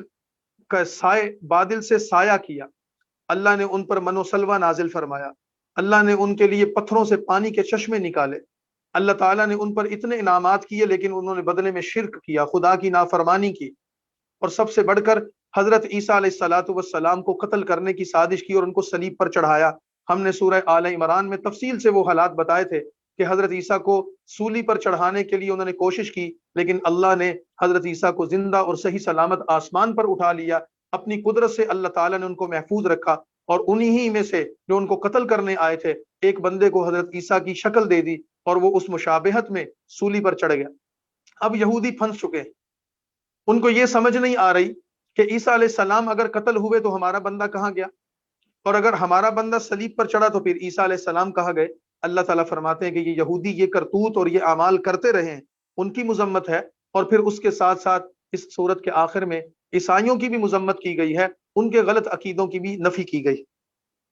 والذین آمنوا باللہ ورسلہ، اور جو لوگ اللہ پر ایمان لائے اور اس کے رسولوں پر اور ان میں سے کسی کو انہوں نے جدا نہیں کیا، ان لوگوں کو اللہ اس کا بدلہ جلد دے گا اور اللہ بخشنے والا اور مہربان ہے۔ ایمان والوں کی تعریف کر کے اب اہل کتاب کو خطاب ہے۔ یسألک اہل الکتاب، اہل کتاب آپ صلی اللہ علیہ وسلم کس سے سوال کرتے ہیں، ان تنزل علیہم کتابا من السماء، کہ کہ آپ صلی اللہ علیہ وسلم پر ان آسمان سے کوئی لکھی ہوئی کوئی کتاب کیوں نہیں آتی؟ یعنی یہ فرشتہ آتا ہے اور یہ آیات آپ کو سنا کر چلا جاتا ہے، یہ اللہ ان آیات کو آپ کے دل پر القاء کر دیتے ہیں، لیکن کوئی لکھی ہوئی کتاب ایسے کیوں نہیں آتی جیسے موسیٰ علیہ السلام کی کتاب تھی؟ تو جواب دیا کہ اس سے پہلے جو موسیٰ علیہ السلام فقد سألوا موسیٰ اکبر من ذلک، کہ یہ سوالات کرنے والے لوگ بدبخت یہ نئے نہیں ہیں، یہ اس سے پہلے موسیٰ علیہ السلام سے اور بڑی باتیں کر چکے ہیں۔ فقالوا ارنا اللہ جہرا، یہودیوں کے جرائم بتائے جا رہے ہیں۔ انہوں نے تو اللہ تعالیٰ کے بارے میں موسیٰ علیہ السلام کو کہا تھا ہم اللہ پر اس وقت تک ایمان نہیں لائیں گے جب تک ہم اپنی آنکھوں سے نہیں دیکھے دیں۔ فاخذتهم الصاعقۃ بظلمهم، ان کے اس ظلم کی وجہ سے ان پر اللہ کی طرف سے بجلی ٹوٹ پڑی تھی اور یہ مر گئے تھے، یہ سورہ بقرہ میں ہم پڑھ چکے ہیں۔ ثم اتخذوا العجل من بعد ما جاءتهم البینات، پھر بہت سی نشانیاں آ جانے کے بعد بھی ان یہودیوں نے بچڑے کو اپنا معبود بنا کر اس کی عبادت شروع کر دی۔ فعفونا عن ذلک، حالانکہ اللہ نے پھر بھی ان کو معاف کر دیا، اور ہم نے موسیٰ علیہ السلام کو تو بڑا روب دیا تھا۔ موسیٰ علیہ السلام بڑے جلالی اور بڑے روبدار انسان تھے۔ ورفعنا فوقهم الطور، اور ان یہودیوں کے جرائم کی وجہ سے ان لوگوں پر اللہ تعالیٰ نے کوہ طور کو اٹھا کر ان سے ایک وعدہ لیا تھا۔ وقلنا لهم ادخلوا الباب سجدا، اور ہم نے ان کو کہا تھا کہ اس شہر کے دروازے میں سجدہ کرتے ہوئے داخل ہونا، انہوں نے اس کی بھی مخالفت کی۔ وقلنا لهم لا تعتوا في السبت، اور ہم نے ان کو کہا تھا کہ ہفتے کے دن زیادتی نہ کرنا، مچھلی کے شکار سے منع کیا تھا، اور ہم نے ان سے پکا اور پختہ عہد لیا تھا۔ لیکن فبما نقضهم ميثاقهم، ان کی عہد شکنی پر اللہ کی آیتوں سے منکر ہونے کی وجہ سے، وقتلهم الانبیاء بغیر حق، اور ناحق پیغمبروں کو قتل کرنے کی وجہ سے، وقولهم قلوبنا غلف، اور یہ کہتے کہ ہمارے دلوں پر پردہ پڑ گیا ہے، ہم پر کوئی بات اثر نہیں کرتی۔ ان تمام جرائم اور اعمال کی وجہ سے ان کو سزا ملی۔ بل طبع اللہ علیہا بکفرہم، بلکہ اللہ نے ان کے دلوں پر ان کے کفر کے سبب مہر لگا دی۔ اب یہ ان میں سے اکثر ہدایت پر نہیں آ رہے، تھوڑے لوگ ایمان قبول کر رہے ہیں، ورنہ ان کی اکثریت گمراہی پر ہے۔ وبکفرہم وقولہم علی مریم، اور ان کے جرائم میں سے یہ بھی ہے ان کے کفر اور مریم علیہ السلام پر بڑا بہتان باندھنے کے سبب سے، یعنی انہوں نے حضرت مریم پر یہ تہمت لگائی نعوذ باللہ کہ انہوں نے بدکاری کی تھی حضرت عیسیٰ علیہ السلام کی پیدائش کے حوالے سے۔ وقولہم، اور ان کا یہ قول، انا قتلنا المسیح عیسی ابن مریم رسول اللہ، کہ ہم نے مسیح جو مریم کے بیٹے ہیں جن کا نام عیسیٰ ہے ان کو قتل کیا جو اللہ کے رسول تھے۔ اللہ تعالیٰ فرماتے ہیں وما قتلوہ، انہوں نے عیسیٰ علیہ السلام کو نہ قتل کیا، وما صلبوہ، نہ ہی انہوں نے ان کو سولی پر چڑھایا، ولکن شبہ لہم، لیکن ان کی مشابہت جو تھی وہ سولی پر چڑھی، لیکن یہ دھوکے میں مبتلا ہو گئے۔ وَإِنَّ الَّذِينَ اخْتَلَفُوا فِيهِ لَفِي شَكٍّ مِّنْهُ، اور جن لوگوں نے اس کے بارے میں اختلاف کیا ہے وہ بھی دراصل شک میں مبتلا ہیں۔ مَا لَهُمْ بِهِ مِنْ عِلْم، ان کے پاس بھی اس معاملے میں کوئی یقین نہیں ہے، محض گمان کی پیروی کر رہے ہیں کہ انہوں نے مسیح علیہ السلام کو قتل کیا تھا کہ نہیں کیا تھا۔ اللہ فرماتے ہیں کہ مسیح قتل نہیں ہوئے تھے، لیکن یہودی آج تک شک و شبے میں پڑے ہوئے ہیں کہ ان کی مشابہت میں کون قتل ہوا، وہ قتل ہوئے، عیسیٰ علیہ السلام قتل ہوئے یا مشابہت میں۔ یہودیوں کا یہی اضطراب قیامت تک رہے گا اور بالآخر اللہ کے عذاب میں مبتلا ہوں گے۔ عیسیٰ علیہ السلام قتل بھی نہیں ہوئے، سولی پر نہیں چڑھے، اور ان کی شباہت میں ایک بندہ قتل ہو گیا، تو پھر عیسیٰ علیہ السلام کہاں گئے؟ جواب دیا بر رفع اللہ الیہ، بلکہ اللہ نے عیسیٰ علیہ السلام کو اپنی طرف اٹھا لیا، اور اللہ تعالیٰ زبردست حکمت والا ہے۔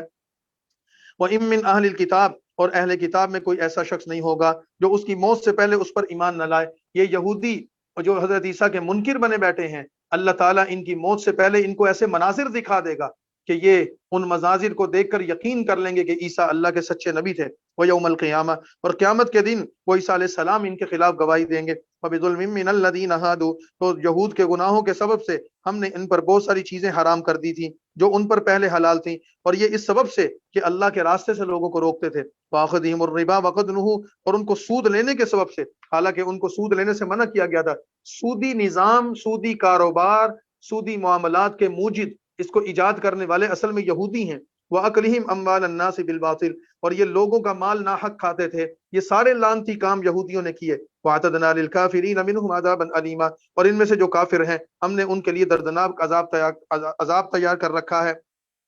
لَٰكِنِ الرَّاسِخُونَ فِي الْعِلْمِ مِنْهُمْ، لیکن ان میں سے جو علم میں پختہ ہیں اور مسلمان ہیں، یؤمنون بما انزل الیک، مانتے ہیں اس چیز کو جو رسول اللہ پر نازل ہوا اور جو آپ سے پہلے نازل ہوا، یہ نماز بھی پڑھتے ہیں، زکوٰۃ بھی دیتے ہیں اور اللہ اور آخرت پر ایمان بھی رکھتے ہیں۔ یہ چند لوگ جو یہودیوں کو چھوڑ کر اسلام قبول کر چکے ہیں، ان کی تعریف فرمائی، اولئک سنؤتیہم اجرا عظیما، یہ وہ لوگ ہیں جنہیں بہت بڑا ثواب اور اجر اللہ تعالیٰ عطا فرمائیں گے۔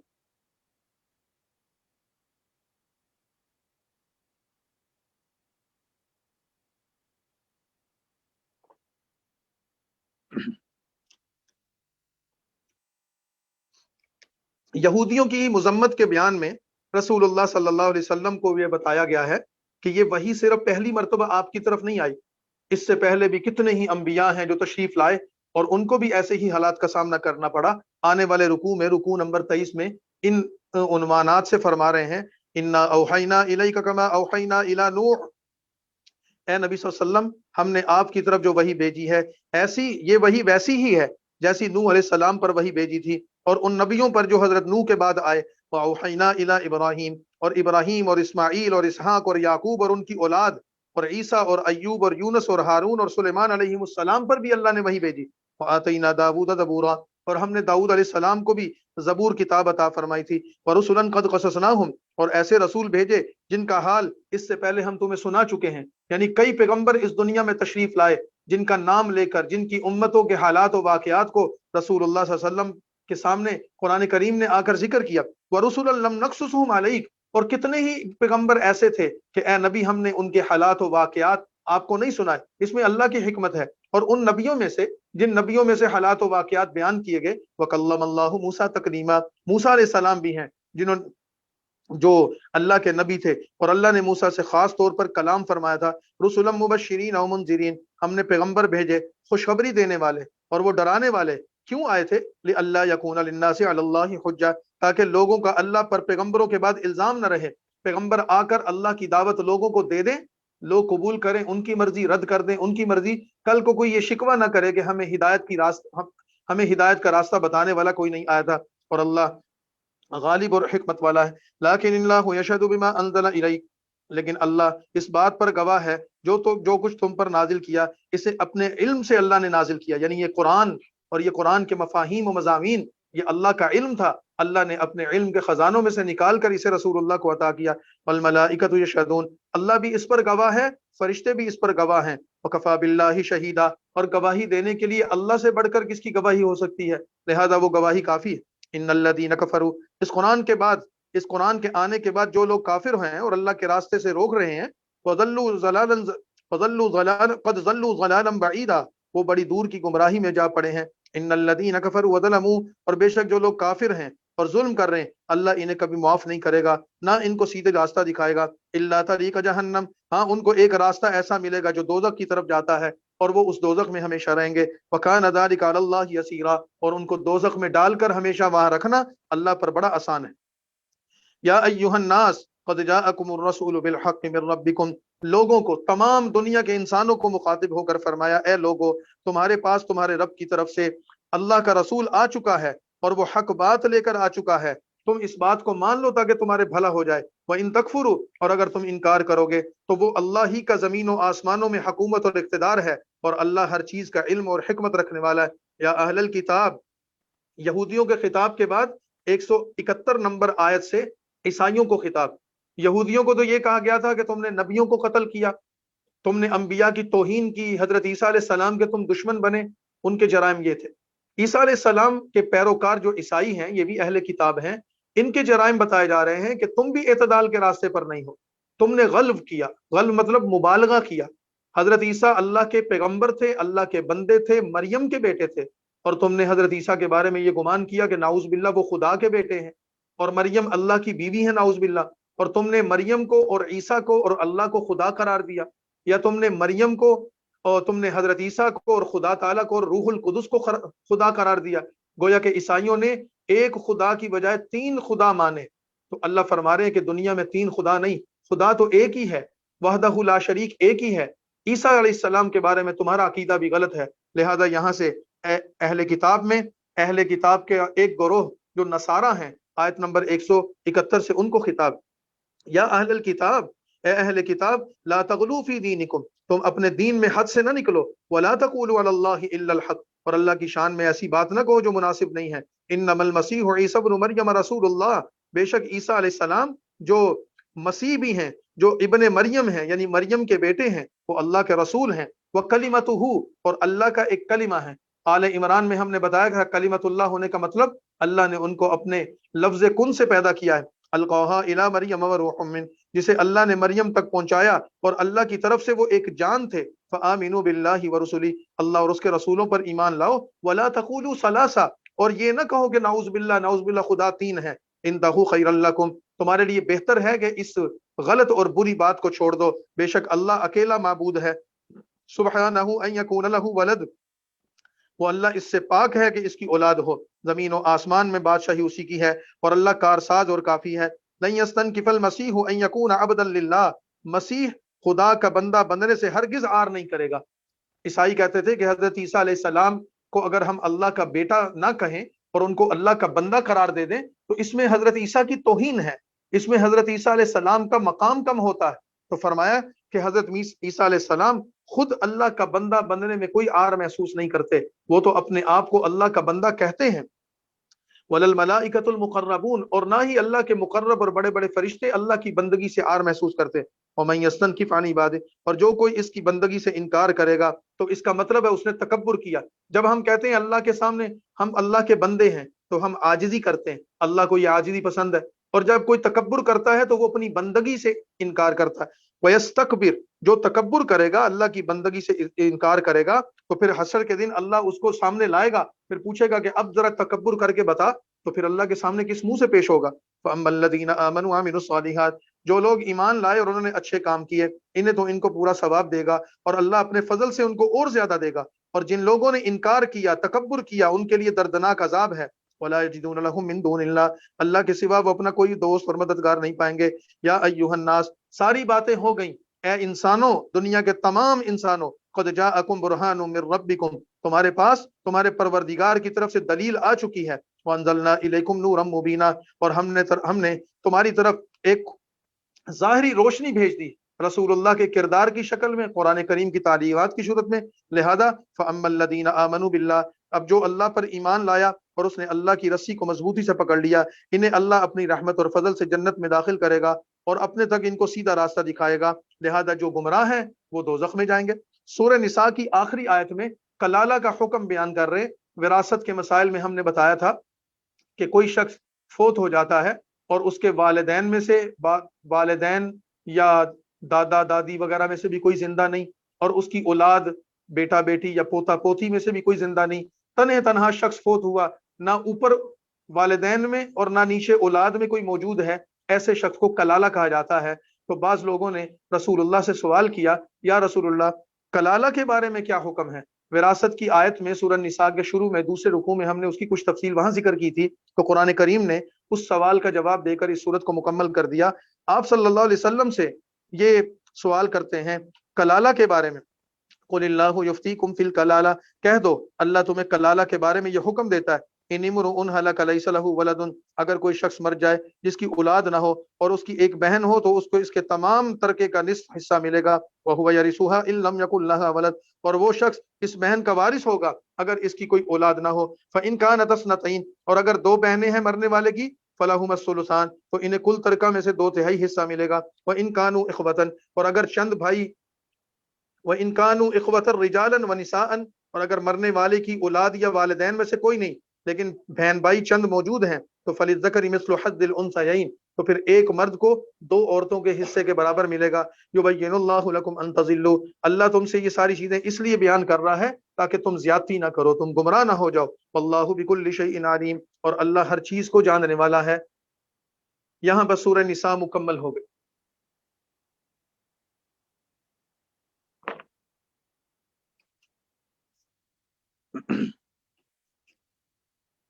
قرآن کریم کی 5ویں سورت سورۃ المائدہ ہے، اور یہ سورت بھی قرآن کریم کی اہم ترین صورتوں میں سے ہے، اس میں بھی کئی اہم ترین احکامات ذکر کیے گئے ہیں۔ سورۃ المائدہ قرآن کریم کی مدنی صورت ہے، یعنی سورۃ البقرہ اور سورۃ آل عمران اور سورۃ نساء کی طرح یہ سورت بھی مدینہ منورہ میں نازل ہوئی، اور یہ سورت رسول اللہ صلی اللہ علیہ وسلم کے زندگی کے انتہائی آخری دور میں نازل ہوئی، یعنی جب آپ اس دنیا سے پردہ فرما رہے تھے تو آخری وقتوں میں اس صورت کا نزول ہوا۔ اس صورت میں اس صورت کا کچھ حصہ صلح حدیبیہ کے موقع پر، کچھ فتح مکہ کے موقع پر، کچھ حجۃ الوداع کے موقع پر نازل ہوا، اور اسی طرح پھر اس صورت میں چونکہ یہ رسول اللہ کے آخری زمانے میں نازل ہوئی تو اس میں اسلامی تعلیمات کے حوالے سے مسلمانوں کی سیاسی زندگی، مسلمانوں کی سماجی زندگی، مسلمانوں کی معاشی زندگی اور ان میں آنے والے مشکلات اور مسائل پر جو اثرات پڑ رہے تھے اس حوالے سے مسلمانوں کی رہنمائی کی گئی۔ اسی طرح مسلمانوں کو اس صورت کے آغاز ہی میں اس چیز کا پابند کیا گیا کہ معاہدے کرو تو اس کی پابندی کرو، انصاف اور عدل کے ساتھ فیصلے کرو، تمہارے لیے حلال اور حرام غذائیں کیا ہیں وہ اللہ تعالیٰ نے اس میں بیان کر دی، شکار کا جانور جائز ہے ناجائز ہے اور حلال ہے کیسے حلال ہے اس کا ذکر کر دیا۔ اسی طرح پھر مسلمانوں کے لیے طہارت کے مسائل ذکر کر دیے، چوری ڈاکے کرنے والوں کی سزائیں ذکر کر دی، اہم ترین واقعات اس میں ذکر ہے۔ پھر اسی طرح اس صورت کا موضوع، بڑا حصہ اس صورت کا یہودیوں اور عیسائیوں کے تذکرے پر مبنی ہے۔ حالات و واقعات اگرچہ پیچھے بھی گزر چکے ہیں لیکن اس صورت میں حضرت موسیٰ علیہ السلام کے زمانے کے کچھ واقعات کو ذکر کیا گیا کہ جب اللہ کے بندوں نے موسیٰ علیہ السلام کی نافرمانی کرتے ہوئے، بغاوت کرتے ہوئے جہاد اور قتال کرنے سے انکار کیا تھا۔ اسی طرح اس صورت میں حضرت عیسیٰ علیہ الصلاۃ والسلام کی حوالے سے عیسائیوں کے غلط عقیدے کی نفی کی گئی، ان کے حالات کو ذکر کیا گیا، اور پھر اس صورت کا اختتام بھی حضرت عیسیٰ علیہ الصلاۃ والسلام کی قوم کے کچھ حالات و واقعات اور حضرت عیسیٰ علیہ الصلاۃ والسلام کے اقوال پر کیا گیا ہے۔ اس صورت کا نام مائدہ ہے۔ مائدہ اصل میں دسترخوان کو کہتے ہیں۔ اس صورت کے سیکنڈ لاسٹ رکوع میں حضرت عیسیٰ علیہ الصلاۃ والسلام کی قوم کا ایک مکالمہ ذکر کیا گیا ہے کہ جب انہوں نے حضرت عیسیٰ سے درخواست کی تھی کہ ہمارے لیے آسمان سے ایک پکے ہوئے کھانوں سے سجا ہوا دسترخوان کی درخواست کیجیے کہ آسمان سے اترے، اللہ تعالیٰ سے یہ طلب کیجیے کہ اللہ ہمارے لیے آسمان سے ایک دسترخوان اتارے جس پر طرح طرح کے کھانے موجود ہوں۔ تو عیسیٰ علیہ السلام نے اللہ سے دعا کی اور اس دسترخوان کی درخواست، عیسیٰ علیہ السلام کی اس درخواست پر وہ آسمان سے دسترخوان آیا، اس دسترخوان کو مائدہ کہا گیا۔ اسی واقعہ کی مناسبت سے اس صورت کو سورۃ المائدہ کہا جاتا ہے۔ ہم اس صورت کو شروع کر رہے ہیں۔ بسم اللہ الرحمن الرحیم، یا ایھا الذین آمنوا اوفوا بالعقود۔ پہلا حکم اس صورت کا، اے ایمان والو جب کوئی وعدہ کر لو تو اس کو پورا کرو۔ حدیث پاک میں آتا ہے کہ شریف انسان کی، مومن کی علامات میں سے ایک علامت یہ ہے وہ جب بھی کسی سے وعدہ کرتا ہے تو پورا کرتا ہے۔ آپ نے تنہا اکیلے کسی سے وعدہ کیا یا کسی جماعت اور قبیلے نے وعدہ کیا یا ایک ملک نے دوسرے ملک سے معاہدہ کیا، اس کو پورا کرو۔ آج بدقسمتی معاشرے کی یہ ہے، ہم مسلمانوں کی خصوصاً ہم اتنے گر چکے ہیں کہ ہم اکیلے اور تنہا بھی کسی سے وعدہ کرتے ہیں تو پورا نہیں کرتے، بحیثیت قوم یا بحیثیت ملک بھی کسی سے معاہدہ کرتے ہیں تو ہم اس کی پاسداری نہیں کرتے۔ فرمایا کہ وعدوں کو پورا کرو۔ وحلت لکم بہیمۃ الانعام الا ما یتلی علیکم غیر محل الصید وانتم حرم۔ دوسرا حکم، دنیا کے تمام چوپائے اور جانور وہ حرام ہیں لیکن جو مویشی ہیں وہ حلال ہیں۔ چار پاؤں پر چلنے والے تو بہت سارے ہیں، شیر، ہاتھی، درندے، جنگلوں میں پھرنے والے، شہری وادیوں میں رہنے والے، سارے کے سارے جانور یہ اللہ کے بنائے ہوئے ہیں، لیکن ان جانوروں کی حرمت کا بیان کرتے ہوئے فرمایا کہ جو مویشی ہیں، جو گھروں میں پالے جاتے ہیں، جن کو باقاعدہ طور پر چارہ ڈالا جاتا ہے، جو مویشیوں میں شمار ہوتے ہیں، گائے ہے، بکری ہے، اونٹ ہے، بیل وغیرہ، یہ حلال ہیں۔ تمہارے لیے اللہ نے چوپایوں میں سے بہیمۃ الانعام جو مویشی ہیں ان کو حلال کیا ہے، اور ان کے سوا جو تمہیں آگے سنائے جائیں گے وہ جو حرام ہیں وہ اللہ تعالیٰ بتا دیں گے، مگر شکار کو احرام کی حالت میں حلال نہ جانو۔ دو طرح کے جانور حلال ہو گئے، گھروں میں پالنے والے جو پلنے والے مویشی ہیں وہ حلال ہو گئے، اور جو شکار کیا جاتا ہے جانور وہ حلال ہو گیا، جیسے نیل گائے ہو گیا، ہرن ہو گیا، یہ شکار کیے جاتے ہیں، یہ حلال ہے۔ لیکن فرما دیا کہ اگر تم شکار کرتے ہو تو اس میں شرط یہ ہے کہ احرام کی حالت نہ ہو، کیونکہ احرام کے پابندیوں میں سے یہ ہے کہ اگر کسی شخص نے عمرے یا حج کا احرام باندھ لیا تو اس کے لیے شکار کرنا، بلکہ شکار کی طرف اشارہ کرنا کہ وہ دیکھو شکار جا رہا ہے، یہ بھی جائز اور حلال نہیں ہے۔ تو فرمایا کہ یہ اللہ نے تمہارے لیے حلال کیا۔ ان اللہ یحکم ما یرید، کون سی چیز تمہارے لیے حلال ہے، کون سی چیز تمہارے لیے حرام ہے، یہ اللہ جانتا ہے، اور اللہ جس چیز کا چاہتا ہے حکم دیتا ہے۔ ساری کائنات کا بادشاہ اور مالک وہ ہے، جس چیز کو اس نے حلال کر دیا اس کو کوئی روک نہیں سکتا، جس چیز کو اس نے حرام کر دیا اس کو کوئی بدل نہیں سکتا، لہذا یہ اللہ کا حکم۔ تیسرا حکم، چوتھا حکم، یا ایھا الذین آمنوا لا تحلوا شعائر اللہ اے ایمان والو اللہ کی نشانیوں کو حلال نہ سمجھو، ولا الشہر الحرام ولا الہدی ولا القلائد، اور نہ حرمت والے مہینوں کو، اللہ کی نشانی اور حرمت والے مہینوں کو حلال نہ سمجھنے کا مطلب جن چیزوں کو اللہ نے تمہارے لیے ممنوع کر دیا ہے ان کو حلال نہ سمجھو۔ اور اسی طرح جو حرمت والے مہینے ہیں جن کا ذکر کیا تھا کہ وہ 4 مہینے ہیں، سورہ بقرہ میں ہم نے بیان کیا تھا، ان میں جنگ کرنا حلال نہیں ہے، ان کا احترام کرو۔ ولا الہدی ولا القلائد، اور اسی طرح اور نہ حرم میں قربانی ہونے والے جانوروں کو، اور نہ ان جانوروں کو جن کے گلے میں پٹے ڈال دیے گئے ہوں قربانی کے طور پر، ان کے گلوں میں نشانی کے طور پر ان کے گلوں میں قلادے ڈال دیے گئے ہوں، اور نہ حرمت والے گھر کی طرف آنے والوں کو جو اپنے رب کا فضل اور اس کی خوشی ڈھونڈتے ہیں، یعنی کہ جن چیزوں کی بے حرمتی کرنے سے منع کیا گیا ان میں قربانی کے جانوروں کی خدمت کرنی چاہیے، ان پر بوجھ نہیں لاڈنا، ان پر سواری نہیں کرنی۔ اسی طرح جو جانور حرم میں لے جائے جا رہے ہیں قربان ہونے کے لیے، کسی حاجی نے ان کے لیے ان پر قلادہ ڈال دیا، جانوروں کے گلوں میں کوئی کپڑا یا کوئی چمڑے کی کوئی چیز یا کوئی نشانی ڈال کر علامت لگا دیتے تھے کہ یہ قربان ہونے کے لیے جا رہا ہے، ان کو تکلیف نہ پہنچاؤ، ان کو اذیت نہ دو۔ وَإِذَا حَلَلْتُمْ فَاصْطَادُوا، ہاں جب تم احرام کھول دو تو پھر شکار کر سکتے ہو۔ پہلے بتا دیا کہ احرام کی حالت میں شکار کرنا جائز نہیں ہے۔ اب اس کے جو متعلقہ مسائل ہیں احرام کے، حج کے، عمرہ کے، وہ تو علماء کرام سے تفصیل سے پوچھے جا سکتے ہیں۔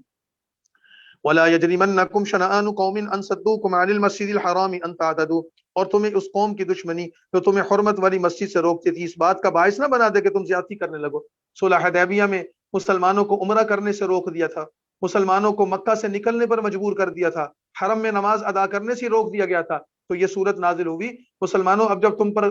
طاقت آ گئی، تمہارا غلبہ ہو گیا، دشمن مغلوب ہو گیا، اللہ نے تمہیں کامیاب و فتح مند کر دیا، تو تم اپنے سابقہ معاملات کو یا ان واقعات کو یاد کرتے ہوئے اپنے دشمنوں پر ظلم اور زیادتی کرنے لگو۔ انہوں نے تمہارے ساتھ زیادتی کی تھی، اب تم زیادتی کرنے لگو، یہ نہ کرنا، عدل اور انصاف کرو۔ وتعاونوا علی البر والتقوی، آپس میں نیکی کے کاموں میں تعاون کرو اور گناہوں کے کاموں میں، ظلم کے کاموں میں ایک دوسرے کی مدد نہ کرو۔ نیکی کے کاموں میں بڑھ چڑھ کر تعاون کرنا چاہیے، گناہ کے کاموں میں پیچھے ہٹنا چاہیے۔ واتقوا اللہ، اللہ سے ڈرو، بے شک اللہ تعالیٰ سخت عذاب دینے والا ہے۔ حرمت علیکم المیتہ، اللہ تعالیٰ نے تم پر مردار اور لہو اور سور کا گوشت اور اس سے بنی ہر چیز، وما اہل لغیر اللہ بھی، اور وہ جانور جس پر اللہ کے سوا کسی اور کا نام پکارا جائے، یہ سب چیزیں حرام کر دیں۔ اسی طرح وہ جانور والمنخنقہ، جو گلا گونٹ کر ہلاک کیا جائے، جو جانور حلال ہیں جیسے کہ مویشی، گائے، بکری وغیرہ، یہ بھی اس وقت حرام ہو جاتے ہیں اگر اس کو گلا گھونٹ کر مارا جائے۔ والموقوذہ، یا اس جانور کو کوئی چوٹ لگی اور وہ اس ایکسیڈنٹ میں مارا گیا تب بھی وہ حرام ہو گیا۔ والمتردیہ، کوئی جانور بلندی سے گر کر، چھت سے گر کر، پہاڑ سے گر کر زخمی ہو کر مر گیا، یہ بھی حرام ہے۔ والنطیحہ، دو جانور آپس میں لڑے اور ایک نے دوسرے کو سینگ مارا اور اس سینگ کے لگنے سے جانور مر گیا، وہ بھی حرام ہے۔ وما اکل السبع، جنگل میں کسی جانور نے شکار کیا، کسی ہرن کو یا کسی نیل گائے وغیرہ کو جو ظاہراً حلال تھی لیکن اس جنگلی درندے کے حملے کی وجہ سے وہ ہلاک ہو گیا، تو یہ اب تمہارے لیے حرام ہے۔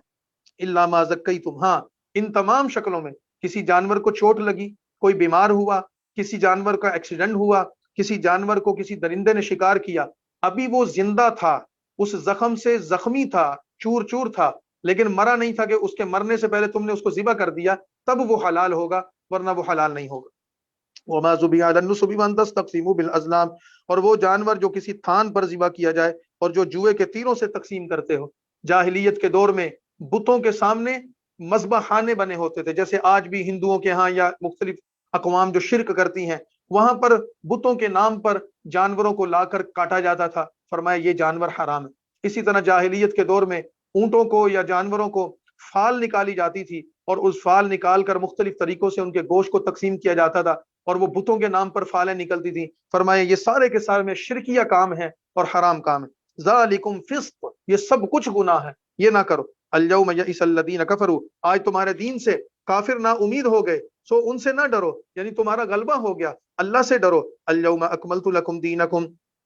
آج اللہ نے تمہارے لیے تمہارا دین پورا کر دیا۔ واتممت علیکم نعمتی، اور اللہ فرماتے ہیں میں نے تم پر اپنا احسان پورا کر دیا اور میں نے تمہارے لیے اسلام ہی کو دین پسند کر لیا۔ روایات میں آتا ہے کہ یہ آیت کا حصہ جو 3 نمبر آیت ہے سورۃ المائدہ کی، یہ رسول اللہ صلی اللہ علیہ وسلم پر حجۃ الوداع کے موقع پر نازل ہوئی تھی، اور بعض علماء فرماتے ہیں کہ قرآن کریم کی نازل ہونے والی یہ سب سے آخری آیت ہے جس میں اللہ تعالیٰ نے یہ بات فرما دی ہے کہ دین اسلام کو ہم نے تم پر مکمل کر دیا۔ فمن اضطر فی مخمصہ، پھر جو کوئی بھوک سے بےتاب ہو جائے لیکن گناہ پر مائل نہ ہو۔ جن جن چیزوں کو حرام قرار دیا ہے یہ کسی بھی حال میں جائز نہیں ہے، لیکن جیسے کہ سوال بھی ہوا تھا اور اس کا میں نے جواب دیا تھا کہ اگر کسی شخص کو ایسی اضطراری حالت پڑ گئی، کھانے کے لیے کچھ اور نہیں مل رہا، یہ حرام ہی مل رہا ہے، یا کسی ڈاکٹر یا کسی طبیب نے، مستند طبیب نے اس کی علاج میں کوئی ایسی چیز تجویز کر دی جو ان حرام چیزوں میں سے ہو، تو پھر جان بچانے کے لیے اضطراری حالت میں بامر مجبوری اتنی مقدار میں اس کو استعمال کرنا کہ جان بچ جائے، وہ جائز ہے، لیکن جب حالت ٹھیک ہو جائے تو پھر ترک کر دینا چاہیے، بے شک اللہ معاف کرنے والا۔ فإن اللہ غفور الرحیم۔ یسألونک ماذا احل لهم، آپ صلی اللہ علیہ وسلم سے کچھ لوگ سوال کرتے ہیں کون سی چیزیں ہمارے لیے حلال ہیں کون سی حرام ہیں، قل، آپ ان کو بتائیے، احل لکم الطیبات، ساری پاک چیزیں اللہ نے حلال کی، وما علمتم من الجواری، اور جو شکاری جانور جن کو تم شکار کرتے ہو وہ شکاری جانور بھی تم پر حلال ہیں، لیکن اس کی دو شرطیں ہیں۔ ایک یہ کہ شکاری نے شکار کرتے ہوئے جس جانور کو شکار کے لیے چھوڑا، مثال کے طور پر جیسے شکاری کتا پالتے ہیں، تو کتا شکار کرنے کے لیے گیا تو اس کے لیے شرط یہ ہے کہ اس کتے کو سدھایا گیا ہو، اس کو تربیت دی گئی، اس کو ٹریننگ دی گئی ہو، جیسے کہ شکاری کتے ہوتے ہیں، ایسا شکاری کتا جو ٹرینڈ ہو، اس کے ذریعے جو شکار ہوگا وہ حلال ہوگا۔ دوسری چیز یہ کہ شکار کو شکاری نے شکار کرنے سے پہلے اس پر جانور چھوڑا یا تیر چلایا یا گولی ماری، اس سے پہلے اس نے بسم اللہ پڑھی۔ اگر کوئی شخص شکار کے لیے کتے کو مثال کے طور پر چھوڑتا ہے، جیسے جنگلوں میں لوگ جاتے ہیں ہرن کو پکڑنے، خرگوش کو پکڑنے کے لیے، تو وہ بسم اللہ پڑھ کر چھوڑے تو یہ حلال، لیکن یا تیر چلا رہا ہے، گولی چلا رہا ہے تو بسم اللہ پڑھ کر چلائے، جب جانور کو جا کر لگے گا تو گویا کہ اس نے اللہ کے نام پر اس کو شکار کیا۔ تو یہ بتایا کہ شکار تمہارے لیے حلال ہے، لیکن ایسے جانور کے ذریعے شکار ہو، وما علمتم من الجواری مکلبین،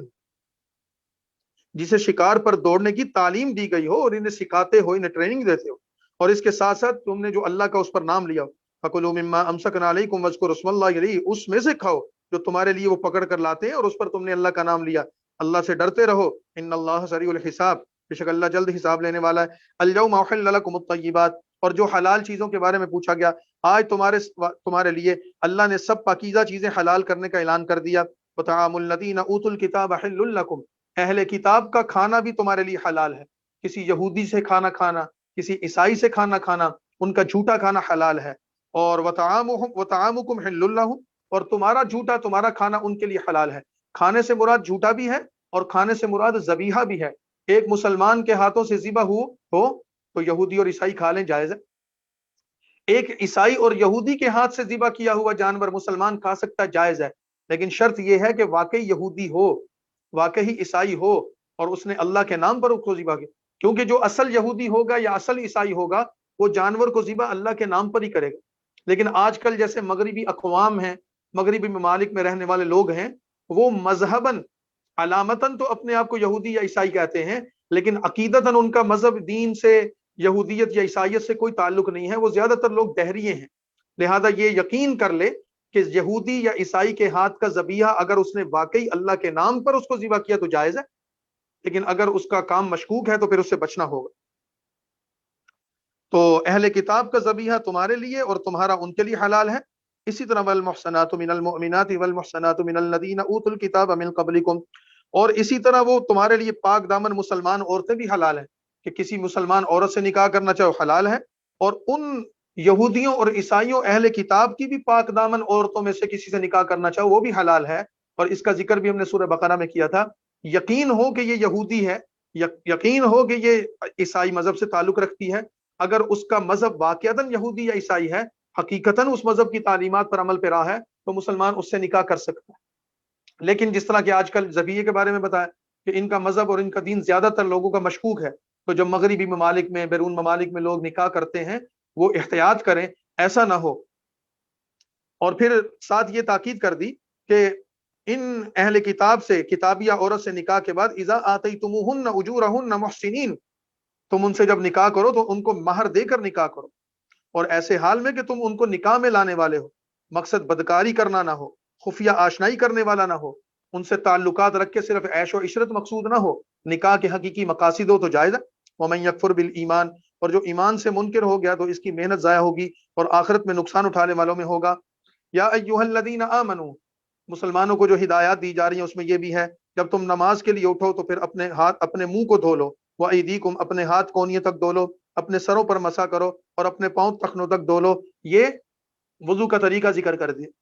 وضو میں 4 فرض ہیں، چہرے کو، پورے چہرے کو دھونا، ہاتھوں کو کونیوں سمیت دھونا، ٹخنوں کو، پاؤں کو ٹخنوں سمیت دھونا، اور سر کا مسح کرنا۔ یہ 4 فرائض ہیں وضو کے، اور اس کا جو سنت ہے وہ طریقہ بسم اللہ سے شروع ہوتا ہے، ہاتھ دھونا، کلی کرنا، ناک صاف کرنا، مسواک کرنا، اور پھر 3 دفعہ تمام اعضاء کو دھونا۔ یہ سارا وضو کا مسنون طریقہ ہے۔ اور پھر آگے تیمم کا بیان کر دیا۔ تیمم کا بیان ہم پہلے کر چکے ہیں۔ وَإِن كُنتُمْ جُنُبًا فَطَّهَّرُوا، اگر تم ناپاک ہو تو نہا لو، اور اگر تم بیمار ہو یا سفر پر ہو یا کوئی تم میں سے بیت الخلاء سے آیا ہے یا عورتوں سے ملاقات کر کے آیا تو پھر تم پانی نہ پاؤ، اگر تمہارے پاس پانی نہیں موجود ہے، فَتَيَمَّمُوا صَعِيدًا، تو پھر پاک مٹی سے تیمم کر لو۔ وضو کی حاجت تھی، پانی نہیں تو تیمم کرنا، غسل کی حاجت تھی، پانی نہیں تو تیمم کرنا، مٹی سے تیمم کرنا یہ جائز ہے۔ فَامْسَحُوا بِوُجُوهِكُمْ وَأَيْدِيكُمْ مِنْ، مٹی سے اپنے منہ اور اپنے ہاتھوں پر مل لو اور یہ تمہارا تیمم ہو گیا۔ ما یرید اللہ، اللہ تم پر تنگی کرنا نہیں چاہتا لیکن تمہیں پاک کرنا چاہتا ہے۔ اللہ نے تمہارے لیے آسانیاں پیدا کی ہیں تاکہ تم اپنا احسان، اللہ تم پر اپنا احسان پورا کرے اور تاکہ تم شکر گزار بن جاؤ۔ وَاذْكُرُوا نعمت اللہ، اور لوگوں اللہ کا انعام جو تم پر ہوا ہے اسے یاد کرو، اور اس کا عہد جس کا تم سے معاہدہ کیا ہے جب تم نے کہا تھا کہ ہم نے سنا اور مان لیا، اپنے ان عہدوں کو پورا کرو جب تم نے اللہ تعالیٰ کی بارگاہ میں یہ کہا تھا کہ ہم آپ کی بات کو سنتے بھی ہیں اور اطاعت بھی کرتے ہیں، تو لہذا لوگوں اللہ سے ڈرتے رہو اور اپنے عہدوں کو پورا کرو۔ اللہ دلوں کی بات کو اچھی طرح جانتا ہے۔ یا ایھا الذین آمنوا کونوا قوامین للہ،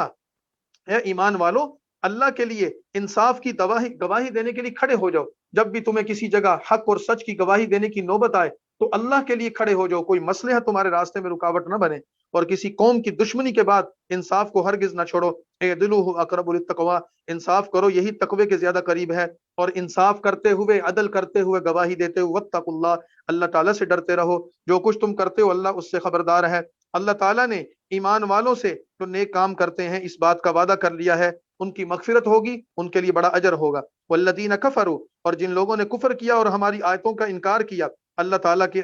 ان کے لیے اعلان ہے وہ سب دوزخی ہیں۔ یا ایھا الذین آمنوا اذکروا اللہ، یا ایھا الذین آمنوا اذکروا نعمت اللہ علیکم۔ آیت نمبر 11 میں نبی کریم صلی اللہ علیہ وسلم کو ایک اللہ کی نعمت سے متوجہ کیا جا رہا ہے۔ مقام غصفان، مقام عصفان ایک مقام تھا جس پر رسول اللہ صلی اللہ علیہ وسلم اپنے ساتھیوں کے ساتھ تشریف لے گئے تھے، اور مسلمانوں نے وہاں نماز ادا کی۔ نماز جب ادا کی تو دشمن کی فوج موجود تھی، انہوں نے جب سارے مسلمانوں کو صف میں کھڑے ہو کر نماز پڑھتے دیکھا تو انہوں نے کہا کہ ان کو تو قتل کرنا بڑا آسان ہے، تو یہ اب جب دوبارہ یہ نماز پڑھیں گے تو ہم دوران نماز ان پر حملہ کر دیں گے۔ تو اللہ تعالیٰ نے اپنے نبی کو بذریعہ وحی اطلاع کر دی کہ آپ نے اب اس طرح نماز نہیں پڑھنی،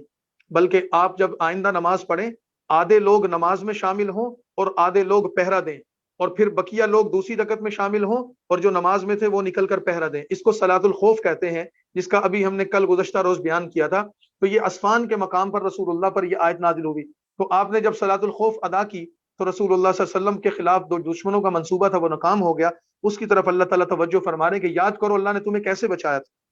ایمان والو اللہ کا اپنے اوپر احسان یاد کرو، جب لوگوں نے ارادہ کیا تھا کہ تم پر حملہ کر دیں گے، پھر اللہ نے ان کے ہاتھ تم پر اٹھنے سے روک دیے، تو پھر یہ سب اللہ کی تم پر اتنی کرم نوازیاں، تو تم بھی تو اللہ سے ڈرو۔ وعلی اللہ فلیتوکل المؤمنون، اور ایمان والوں کو اللہ ہی پر بھروسہ کرنا چاہیے۔ یہاں پر احکامات جو سورۃ المائدہ میں ہیں ان کا ایک چیپٹر مکمل ہوا۔ آگے رکوع نمبر 3 سے آیت نمبر 12 شروع ہو رہی ہے، اور اس آیت نمبر 12 سے حضرت موسیٰ علیہ السلام کی قوم یعنی کہ یہودیوں کو اور ضمناً عیسائیوں کو خطاب ہو رہا ہے، اور اس کے وہ حالات و واقعات تو تفصیل سے ہم پہلے بھی بیان کر چکے ہیں، صرف ان کے حالات و واقعات میں کہ وہ اہل کتاب کیسے لاپرواہیاں اور بدعمالیاں کرتے رہے قرآن کریم نے جا بجا اس کا ذکر کیا ہے، اب پھر اسی کو دوبارہ دہرایا جا رہا ہے۔ وَلَقَدْ أَخَذَ اللَّهُ مِيثَاقَ بَنِي، اور اللہ نے بنی اسرائیل سے عہد لیا تھا، اور ہم نے ان میں 12 سردار مقرر کیے تھے۔ میں نے آپ کو بتایا تھا حضرت اسحاق، حضرت یعقوب علیہ السلام جو حضرت ابراہیم کے پوتے تھے، ان کے 12 بیٹے تھے، ان 12 بیٹوں کی اولاد 12 قبیلوں پر مشتمل تھی، اس کی طرف اشارہ ہے۔ ہم نے ان کے 12 قبیلوں میں 12 سردار مقرر کیے۔ فقال اللہ انی معکم، اللہ نے ان سے وعدہ کیا کہ میں تمہارے ساتھ ہوں، اگر تم نماز کی پابندی کرو، زکوٰۃ دو اور میرے سب رسولوں پر ایمان لاؤ اور ان رسولوں کی مدد کرو گے تو اللہ تعالیٰ کے راستے پر خرچ کرتے رہو گے، یعنی اللہ کو قرض حسنہ دو گے تو لأکفرن عنکم سیئاتکم، میں ضرور تمہارے گناہ تم سے دور کر دوں گا اور تمہیں جنتوں میں داخل کروں گا جس کے نیچے نہریں بہتی۔ فمن کفر بعد ذلک، اور جو کوئی تم میں سے کافر ہوگا پھر وہ سیدھے راستے سے گمراہ ہوگا۔ فبما نقضهم میثاقهم، لیکن انہوں نے ان تمام وعدوں کو توڑ دیا اور ان کی عہد شکنی کے بعد اللہ فرماتے ہیں ہم نے ان پر لعنت کی، وجعلنا قلوبهم، اور ان کے دلوں کو سخت کر دیا، یحرفون الکلم عن مواضع، وہ لوگ کلام کو اس کے ٹھکانے سے بدلتے، اللہ کی آیات کو تبدیل کر دیتے تھے اور اس نصیحت سے نفع اٹھانا بھی بھول گئے جو ان کو کتابوں میں دی گئی تھی۔ ولا تزال تطلع على خائنہ، اور تو ہمیشہ ان کی کسی نہ کسی خیانت پر اطلاع پاتا۔ رسول اللہ کو فرما رہے ہیں کہ آپ صلی اللہ علیہ وسلم کو ہم بذریعہ وحی ان کی کسی نہ کسی خیانت پر وقتاً فوقتاً مطلع کرتے رہیں گے کہ یہ ماضی میں کیا کیا کرتوتیں کرتے رہے، لہذا آپ صلی اللہ علیہ وسلم ان سے درگزر بھی کرتے رہیے، انہیں معاف بھی کرتے رہیے کہ ہو سکتا ہے اس نرمی اور درگزر سے یہ اسلام قبول کر لیں۔ ان اللہ یحب المحسنین، بے شک اللہ نیکی کرنے والوں کو پسند کرتا ہے۔ ومن الذین قالوا، اور جو لوگ اپنے آپ کو نصارہ کہتے ہیں ان سے بھی اللہ نے عہد لیا تھا پھر وہ اس نصیحت سے نفع اٹھانا بھول گئے۔ فاغرینا بینہم العداوۃ، اور اس کی سزا کے طور پر اللہ نے ان کے درمیان گروہ اور فرقہ بندیاں پیدا کر دیں اور وہ لوگ ایک دوسرے کے دشمن بن گئے، قیامت تک کے لیے ان میں یہ دشمنی چلے گی۔ وسوف ینبئہم اللہ، اور اللہ ان کا کیا ہوا انہیں جتلا، اور اللہ تعالیٰ ان کے اعمال ان کو بتا دے گا۔ یا اہل الکتاب، اے اہل کتاب، یہودی اور عیسائی ان کی بدعمالیوں کا ذکر کرنے کے بعد فرما رہے ہیں قد جاءکم رسولنا، تو یقیناً تمہارے پاس ہمارا رسول آیا ہے جو بہت سی چیزیں اللہ کی طرف سے لے کر آیا اور تم سے ظاہر کرتا ہے جنہیں تم نے اپنی کتابوں میں چھپا دیا تھا، بہت سارے احکامات، بہت ساری علامات، بہت ساری ہدایات جو یہودیوں اور عیسائیوں نے اپنی کتابوں میں ظاہر نہیں کی تھی، چھپا رکھی تھی، اللہ کے نبی ان کو ظاہر کریں۔ وَيَعْفُو عَنْ كَثِيرٍ، اور بہت سی چیزیں ہیں جو اللہ کے نبی کے علم میں وہ بیان کر سکتا ہے، تمہارے کرتوت لوگوں کو بتا سکتا ہے لیکن وہ مصلحتاً بیان نہیں کرتے۔ قَدْ جَاءَكُم مِّنَ اللَّهِ نُورٌ، بے شک تمہارے پاس اللہ کی طرف سے روشنی اور واضح کتاب آ گئی۔ یہدی بہ اللہ من اتبع رضوانہ، اللہ سلامتی کی راہیں دکھاتا ہے اس شخص کو جو اس کی رضا کا تابع ہو، اور اللہ تعالیٰ انہیں اپنے حکم سے اندھیروں سے روشنی کی طرف نکالتا ہے اور انہیں سیدھے راستے پر چلاتا ہے۔ لقد کفر الذین قالوا، اور بے شک وہ لوگ بھی کافر ہیں جنہوں نے کہا کہ اللہ تو وہی ہے، نعوذ باللہ، جو مریم کا بیٹا ہے مسیح۔ گویا کہ کچھ لوگوں نے حضرت مریم کے بیٹے عیسیٰ علیہ السلام کو خدا قرار دے دیا۔ قل، آپ صلی اللہ علیہ وسلم ان کو کہیے، فَمَن يَمْلِكُ مِنَ اللَّهِ شَيْئًا، اللہ کے سامنے کس کا بد چل سکتا ہے؟ اگر وہ چاہے تو مسیح مریم کے بیٹے اور اس کی ماں اور جتنے لوگ زمین میں ہیں سب کو اللہ چاہتا تو ہلاک کر دیتا۔ مسیح اپنی جگہ قائم مقام قابل احترام ہیں لیکن اللہ کے سامنے تو ان کی کوئی حیثیت نہیں ہے۔ اللہ تعالیٰ کی قدرت اور اس کی مالکیت اور اس کی خالقیت کے سامنے اس کی مخلوق کی کوئی حیثیت نہیں ہے۔ اللہ چاہتا تو مسیح علیہ السلام ان کی والدہ اور روئے زمین کے ہر بندے کو ہلاک و برباد کر دیتا، اللہ کو کسی کی کوئی پرواہ نہیں۔ اللہ زمین و آسمان کا مالک ہے، جو کچھ زمین و آسمان میں اس کی ملکیت ہے۔ یخلق ما یشاء، وہ جیسے چاہتا ہے، جس کو چاہتا ہے، جو چاہتا ہے پیدا کر دیتا ہے کیونکہ ہر چیز پر وہ قادر ہے۔ وقالت الیہود والنصارى، یہودی اور عیسائیوں کا ایک خوش فہمی اور غلط فہمی پر مبنی دعویٰ، یہودی اور عیسائی کہتے ہیں ہم اللہ کے بیٹے اور اس کے پیارے ہیں، وَأَحِبَّاؤُ، ہم اللہ کی اولاد ہیں اور ہم اس کے لاڈلے ہیں۔ قل، آپ ان کو کہہ دیجئے، فَلِمَ يُعَذِّبُكُم بِذُنُوبِكُم، اگر تم اللہ کے لاڈلے ہو تو پھر وہ تمہارے گناہوں کی وجہ سے تمہیں عذاب کیوں دیتا ہے؟ بل انتم بشر ممن خلق، بلکہ تم بھی اللہ کی مخلوقات میں سے ایک مخلوق ہو، اللہ جسے چاہے بخش دے، جسے چاہے عذاب دے، اور زمین و آسمان اور اس کے درمیان جو کچھ ہے سب اللہ ہی کا ہے اور تم نے اللہ ہی کی طرف لوٹ کر جانا ہے۔ اے اہل کتاب، قد جاءکم رسولنا یبین لکم، تمہارے پاس ہمارا پیغمبر آیا جو تمہیں صاف صاف باتیں بتاتا ہے۔ ایسے وقت میں کہ رسولوں کا سلسلہ موقوف تھا، حضرت عیسیٰ کے بعد کوئی نبی اس دنیا میں نہیں آیا تھا، تقریباً 5 صدیاں گزر گئیں، پھر بالآخر رسول اللہ تشریف لائے، اور تم یہ کہتے تھے کہ ہمارے پاس کوئی نبی کیوں نہیں آ رہا، ہمارے پاس کوئی بشیر اور نذیر کیوں نہیں آ رہا۔ فقد جاءکم بشیر، تمہاری اس تمنا اور تمہاری دعاؤں کو کہ تم اللہ سے کہتے تھے یا اللہ کوئی پیغمبر بھیج دے، کوئی نبی بھیج دے، اللہ نے تمہاری اس دعاؤں کو قبول کرتے ہوئے فقد جاءکم بشیر و نذیر، ایک خوشخبری دینے والا اور ڈرانے والا نبی بھیجا، اور اللہ ہر چیز پر قادر ہے۔ لیکن یہودی اور عیسائیوں نے آخری نبی کے آنے پر اس کی اتباع اور اس کی تقریر سے انکار کر دیا۔ آیت نمبر 20 اور رکوع نمبر 4 سے حضرت موسیٰ علیہ السلام کی قوم کا ایک قصہ ذکر کیا جا رہا ہے۔ حضرت موسیٰ علیہ السلام کے حوالے سے یہ بتایا تھا کہ اللہ تعالیٰ نے ان سے ایک وعدہ کیا تھا کہ آپ فلسطین کی سرزمین پر جائیے اور وہاں ایک قوم ہے، قوم عمالقہ، ان سے جہاد کریں، آپ لوگ جہاد کریں، اللہ آپ کو فتح دے گا، اس قوم پر غالب کرے گا اور فلسطین کا اقتدار آپ کو دے دے گا۔ قوم جب وہاں پہنچی تو انہوں نے دیکھا کہ قوم عمالقہ جو قوم عاد کی اولاد میں سے بڑے ڈیل ڈول کے مالک تھے، بڑے طاقتور لوگ تھے، تو انہوں نے جہاد کرنے سے انکار کر دیا، ڈر گئے اور یہ کہا کہ ہم نہیں لڑتے، اے موسیٰ آپ اور آپ کا رب جا کر لڑ لیں، ہم نہیں لڑتے، ہم نہیں جائیں گے۔ اس جہاد سے انکار کی وجہ سے اللہ نے بنی اسرائیل کو یہ سزا دی کہ وہ 40 سال تک صحرائے سینا میں مقید رہے، راستہ گم کر بیٹھے۔ اب ایک طرف اللہ کی طرف سے ان پر یہ سزا آئی، 40 سال تک اس صحرا میں بھٹکتے رہے، دوسری طرف ان پر وہ من و سلوا کا نازل ہونا، بادلوں کا سایہ کرنا، پتھروں سے پانی کا نکلنا، یہ سارا حضرت موسیٰ علیہ السلام اور ہارون علیہ السلام کی برکت سے یہ بھی ہوتا رہا۔ اسی صحرا سینا کے قیام کے زمانے میں حضرت ہارون اور حضرت موسیٰ کا انتقال بھی ہو گیا، اور اسی زمانے میں اللہ تعالیٰ نے پھر حضرت موسیٰ اور ہارون علیہ السلام کے بعد حضرت یوشع کو اور حضرت کالب کو نبی بنایا، اور پھر اسی زمانے میں ان پر طالوت کو بادشاہ مقرر کیا، اور پھر اسی طالوت بادشاہ کی قیادت میں یہ قوم وہاں سے نکلی اور انہوں نے جہاد کیا اور اللہ نے ان کو فتح دی۔ اس کا تفصیلی قصہ ہم سورہ بقرہ میں دوسرے پارے کے آخر میں بیان کر چکے ہیں، قرآن کریم کی آیات وہاں گزر چکی ہیں، یہاں صرف اس کا تذکرہ ہے، اور یہ بات ذکر کی جا رہی ہے کہ قتل انسانی اصل میں ٹھیک نہیں ہے، درست نہیں ہے، لیکن اللہ کی ذات کے لیے، اعلی کلمت اللہ کے لیے، زمین پر فتنہ و فساد کے خاتمے کے لیے بعض اوقات قتل و غارت کرنی بھی پڑ جاتی ہے، اس کو جہاد اور قتال کہا جاتا ہے۔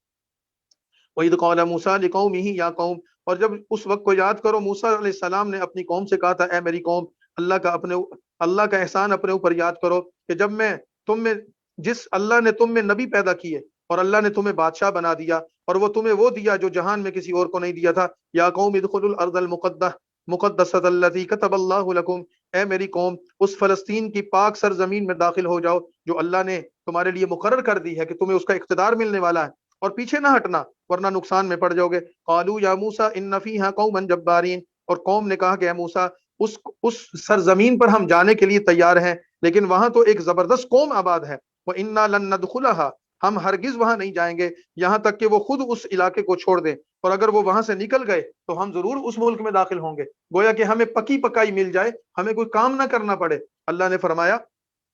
تو اللہ کے نبی موسیٰ علیہ السلام کے جو دو ساتھی تھے، یوشع علیہ السلام اور کالب، قال رجلان من الذین یخافون، اللہ سے ڈرنے والوں میں سے اس قوم میں دو مرد موجود تھے نیک اور صالح، جن پر اللہ کا فضل تھا کہ ان پر حملہ کر کے وہ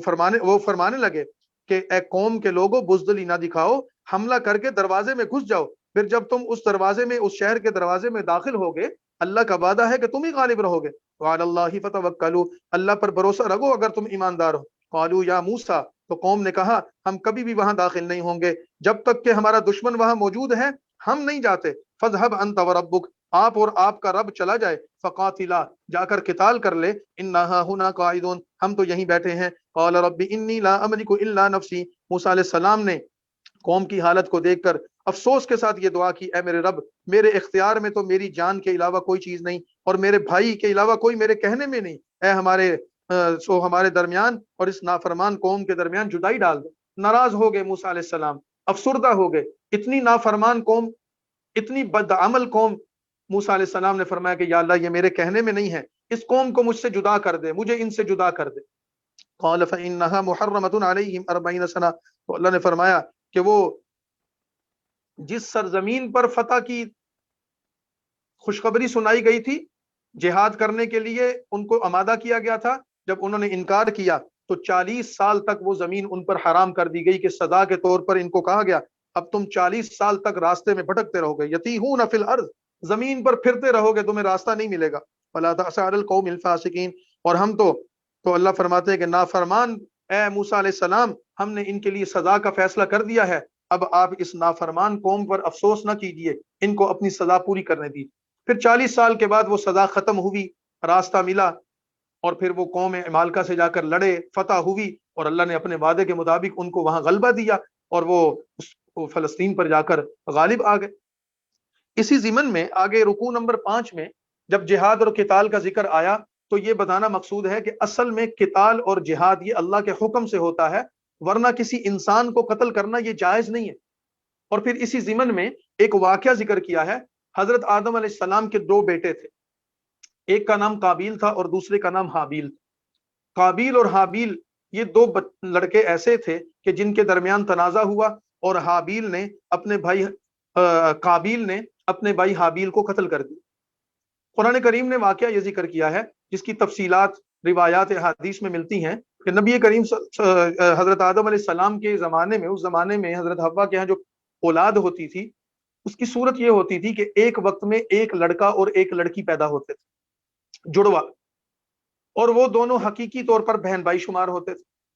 اور جب اگلی مرتبہ حضرت حوا کے ہاں پیدائش ہوتی، اولاد ہوتی، تو پھر ایک لڑکا اور ایک لڑکی ہوتے اور وہ بھی حقیقی بہن بھائی ہوتے۔ لیکن پہلے حمل میں پیدا ہونے والے بچے اور دوسرے حمل میں پیدا ہونے والے بچوں کو آپس میں بہن بھائی نہیں سمجھا جاتا تھا اور ان کا آپس میں نکاح ہوتا تھا۔ یہ حضرت آدم علیہ السلام کے زمانے میں اللہ تعالیٰ کا قانون تھا۔ قابیل کی پیدائش ہوئی تو اس کے ساتھ ایک لڑکی پیدا ہوئی، بڑی حسین اور خوبصورت تھی۔ قابیل نے ارادہ کیا کہ میں اس لڑکی سے نکاح کروں، تو حضرت آدم علیہ السلام نے منع فرمایا اس بات سے۔ انہوں نے فرمایا کہ تیرے ساتھ پیدا ہونے والی لڑکی تیری حقیقی بہن ہے، اس کا نکاح حابیل کے ساتھ ہوگا، اور حابیل کے ساتھ پیدا ہونے والی لڑکی کا نکاح تیرے ساتھ ہوگا کیونکہ وہ تیرے لیے حرام نہیں۔ تو قابیل نے اس پر انکار کیا اور اصرار کیا، تو اللہ کی طرف سے ان کو آزمائش میں ڈالا گیا کہ اچھا تم میں سے کون اپنے موقف پر صحیح ہے، دونوں اللہ کے لیے قربانی پیش کرو، جس کی قربانی اللہ قبول کرے گا اس کے حق میں فیصلہ ہو جائے گا۔ تو قابیل نے کچھ زمین کی کھیتی زراعت وغیرہ بطور قربانی کے پیش کی، اور حابیل نے ایک دمبا ذبح کیا اور اس کا گوشت اللہ کے راہ میں پیش کیا۔ تو پہلے بتایا تھا کہ پچھلی امتوں میں قربانی کی شکل یہ ہوتی تھی کہ قربانی والی چیز کو کسی میدان میں کسی پہاڑ پر رکھ دیتے تھے، آسمان سے آگ آتی تھی اس کو جلا دیتی تھی، یہ علامت ہوتی تھی قربانی قبول ہو گئی۔ دونوں بھائیوں نے قربانی پیش کی، آسمان سے ایک آگ اتری، اس نے حابیل کی قربانی کو جلا دیا لیکن قابیل کی قربانی کو نہیں جلایا، جو علامت تھی اس بات کی کہ حابیل سچا ہے اور قابیل کا موقف غلط۔ تو جب فیصلہ ہو گیا تو حابیل وہ تو پہلے ہی اللہ کا مطیع و فرما بردار تھا، اس کے حق میں فیصلہ ہونے کی وجہ سے قابیل نے اس سے حسد اور بغض کرتے ہوئے یہ ارادہ کیا کہ میں اپنے بھائی کو قتل کر دوں تاکہ نہ یہ رہے گا اور نہ ہی یہ نکاح ہو سکے گا۔ قابیل نے جب اس کو قتل کرنے کا ارادہ کیا اور اس پر حملہ کیا تو حابیل نے کہا کہ میں بھی تجھے جواباً وار کر سکتا ہوں لیکن میں اپنے ہاتھ کو تیرے خون سے آلودہ نہیں کروں گا، میں اپنے معاملے کو اللہ کے سپرد کرتا ہوں۔ تو فرمایا کہ نسل انسانی کا یہ پہلا قتل تھا جو قابیل کے ہاتھوں حابیل کا ہوا، ایک بھائی نے اپنے بھائی کو قتل کیا، اور اس قتل کے بعد اب اس کو لاش کو ٹھکانے لگانا تھا، اس کا کیا کرے، اس کو سمجھ نہیں آ رہی تھی کیونکہ اس سے پہلے کبھی کسی کی موت ہوئی نہیں تھی۔ تو اللہ نے ایک کوا بھیجا کہ زمین کو کھود رہا تھا اور اس میں ایک کوے کو ڈال رہا تھا مرے ہوئے کو، تو یہ دیکھ کر کہنے لگا کہ میں کتنا جاہل اور کم علم ہوں، مجھے یہ پتہ ہی نہیں کہ میں لاش کو کیسے ٹھکانے لگاؤں۔ تو کوے کے اس عمل کو دیکھ کر اس نے قبر کھودی اور اپنے بھائی کو اس قبر میں ڈال دیا۔ اللہ فرماتے ہیں کہ اس کی اس برائی کا نتیجہ یہ نکلا کہ دنیا میں قتل انسانی کی ابتدا ہوئی، اور اب روئے زمین پر جتنے قتل ہوں گے ان قتلوں کی کا گناہ اسی شخص کے سر پر ہوگا جس نے پہلا قتل کیا۔ اور یہ ایک اصول ہے کہ جب کوئی انسان دنیا میں کسی نیکی کے کام کو فروغ دیتا ہے تو اس نیکی کے راستے پر چلنے والوں کا ثواب اس کو بھی ملتا ہے، اور جب کوئی گناہ کا دروازہ کھولتا ہے تو گناہ کے راستوں پر چلنے والے کا کرنے والوں کے گناہ کا اس شخص کو بھی گناہ ملتا ہے جس نے اس کی بنیاد رکھی ہوتی ہے۔ یہ قصہ یہاں ذکر کیا جا رہا ہے۔ وَاتْلُ عَلَيْهِمْ نَبَأَ بَنِي آدَمَ بِالْحَقِّ، آپ اہل کتاب کو آدم کے دو بیٹوں کا قصہ پڑھ کر سنائیے۔ اِذْ قَرَّبَا قُرْبَانًا فَتُقُبِّلَ مِنْ أَحَدِهِمَا، جب دونوں بھائیوں نے قربانی پیش کی اور ان میں سے ایک کی قربانی تو قبول ہو گئی اور دوسرے کی قربانی قبول نہیں ہوئی۔ قَالَ لَأَقْتُلَنَّكَ، قابیل نے حسد میں آ کر کہا اپنے بھائی کو میں تجھے قتل کر دوں گا۔ قَالَ إِنَّمَا يَتَقَبَّلُ اللَّهُ مِنَ الْمُتَّقِينَ، تو حابیل نے جواب میں کہا اللہ پرہیزگاروں سے ہی قبول کرتا ہے، میں نے تو نیکی کی میری قبول ہو گئی، تو توبہ کر۔ لَإِن بَسَّطتَ إِلَيَّ يَدَكَ لِتَقْتُلَنِي، اگر تو مجھے قتل کرنے کے لیے ہاتھ اٹھائے گا، لیکن میں تجھے قتل کرنے کے لیے ہاتھ نہیں اٹھاؤں گا، میں تو رب العالمین سے ڈرتا ہوں۔ انی اريد ان تبوء باسمی، میں چاہتا ہوں کہ تو جو مجھ پر ظلم کر رہا ہے میرا اپنا گناہ تو ہی سمیٹ لے، یعنی میرے اس قتل کا گناہ تجھے ملے اور دوست کی بن جا، اور ظالموں کی اللہ کے ہاں یہی سزا ہے۔ فطوعت له نفسه قتل اخی، اور پھر اسے اس کے نفس نے یعنی اس قابیل کو شیطان نے بھڑکایا، اس کے نفس نے مجبور کیا، اپنے بھائی کے خون پر راضی کر لیا۔ فقتلہ، پھر اس نے اس کو مار ڈالا۔ فاصبح من الخاسرین، اور وہ نقصان اٹھانے والوں میں ہو گیا۔ فبعث اللہ غرابا، پھر اللہ نے ایک کوا بھیجا۔ اب قتل کے بعد لاش کو کیا کرنا یہ سمجھ نہیں آ رہی تھی، اللہ نے ایک کوا بھیجا جو زمین کو کھود رہا تھا تاکہ اسے دکھلائے کہ اپنے بھائی کی لاش کو کس طرح چھپانا ہے۔ گویا کہ ایک کوے نے انسان کو یہ سکھایا کہ قبر کیسے بنتی ہے۔ قال یا ویلتا اعجزت، اس نے کہا، قابیل نے کہا، افسوس مجھ پر، میں اس کوے جیسا بھی علم نہیں رکھتا کہ اپنی بھائی کی لاش کو چھپانے کی تدبیر کر دوں۔ تو وہ پچھتانے لگا۔ من اجل ذالک، اسی سبب سے اللہ فرماتے ہیں یہ واقعہ ہو گیا، ہم نے اسی واقعے کی بنیاد پر بنی اسرائیل کی کتابوں میں یہ حکم لکھا تھا کہ جس نے کسی انسان کو خون کے بدلے یا زمین میں فساد پھیلانے کے سبب کسی کو کسی وجہ سے قتل کیا، فکأنما قتل الناس جميعا، گویا اس نے تمام انسانوں کو قتل کر دیا۔ ومن احیاها، اور جس نے دنیا میں کسی ایک کی زندگی بچائی، گویا کہ اس نے تمام انسانوں کی زندگی عطا کر دی۔ وَلَقَدْ جَاءَتْهُمْ رُسُلُنَا بِالْبَيِّنَاتِ، اور ہمارے رسول ان کے پاس کھلے حکم لا چکے، پھر بھی ان میں سے بہت سے لوگ زمین میں زیادتیاں کر رہے ہیں۔ یعنی یہ قتل و غارت اور فساد کرنے والے لوگ جتنے بھی ہیں، یہ سارے کے سارے زمین میں جو فساد مچا رہے ہیں اللہ کے احکامات کو بھولے ہوئے۔ انما جزاء الذین یحاربون اللہ ورسولہ، یہاں آیت نمبر 33 میں چونکہ قتل و غارت کا ذکر ہوا تو پھر چوری ڈاکے کرنے والوں کی سزائیں بھی ذکر کر دی۔ 4 طرح کی سزائیں ذکر کی ہیں۔ ایک سزا یہ ہے کہ ایسے لوگ کہ جو مثال کے طور پر کسی کو قتل کر دیتے ہیں، راہزن ہیں، ڈاکو ہیں، قتل کر دیا تو اس قتل کرنے کے بدلے میں ان کو بدلے میں قتل کیا جائے گا، اور یہ قصاص کا قتل نہیں ہوگا کہ ان کو معافی مل سکے، یہ ان کے جرم کی تعزیر ہوگی کہ ان کو ایسا قتل کیا جائے گا کہ انہوں نے قتل انسانی کو ناحق قتل کیا۔ اور دوسری سزا یہ ذکر کی، اگر کسی نے قتل کیا اور لوٹ مار بھی کی تو ان کو عام طریقے سے قتل نہیں کیا جائے گا، ان ڈاکوؤں کو جو لوٹ مار اور قتل میں ملوث پائے گئے ان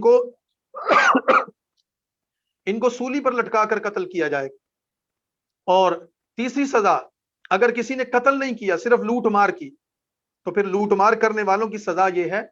کہ ان کا دایاں ہاتھ اور بایاں پاؤں کاٹ کر ان کو سزا دی جائے گی کہ یہ انہوں نے جو لوٹ مار کی ہے، ڈاکہ زنی کی۔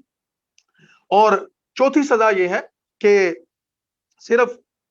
نہ قتل کیا نہ لوٹ مار کی، کسی کو ڈرایا، کسی کو دھمکایا، کسی کے ساتھ زیادتی کی، کسی کو انڈر پریشر کیا، تو پھر قاضی وقت، حکومت اور اقتدار میں جو لوگ ہوں گے ان کو قید میں ڈال دیں گے، پھر قید خانے میں رہ کر ان کی عقل ٹھکانے آئے کہ لوگوں کو تنگ نہیں کرنا چاہیے، اور ان کو اس سرزمین سے بے دخل بھی کیا جا سکتا ہے تاکہ یہ امن و امان کو خراب نہ کریں۔ یہ سارے احکامات یہاں ذکر کیے۔ انما جزاء الذین یحاربون اللہ ورسولہ، ان کی بھی یہی سزا ہے جو اللہ اور اس کے رسول سے لڑتے ہیں اور ملک میں فساد کرنے کو دوڑتے ہیں، اور یہ کہ انہیں قتل کیا جائے اور یا ان کو سولی پر چڑھائے جائیں، یا ان کے ہاتھ اور پاؤں کو مخالف جانب سے کاٹ دیا جائے، یا وہ جلا وطن کر دیے جائیں، قید کر دیے جائیں۔ یہ 4 قسم کی سزائیں ہیں۔ ذالک لہم خزی فی الدنیا، یہ ذلت ان کے لیے دنیا میں ہے، اور آخرت میں ان جرائم کرنے والوں کے لیے تو بڑا عذاب ہے۔ الا الذین تابوا، ہاں جنہوں نے تمہارے قابو میں آنے سے پہلے، گرفتار ہونے سے پہلے توبہ کر لی، تو پھر جان لو کہ اللہ بخشنے والا مہربان ہے۔ یعنی اگر توبہ کر لی تو ان کی توبہ قبول ہے اللہ کے ہاں۔ اس کی شکل کیا ہے کہ اگر انہوں نے مال لوٹا ہے تو وہ مال واپس کرے،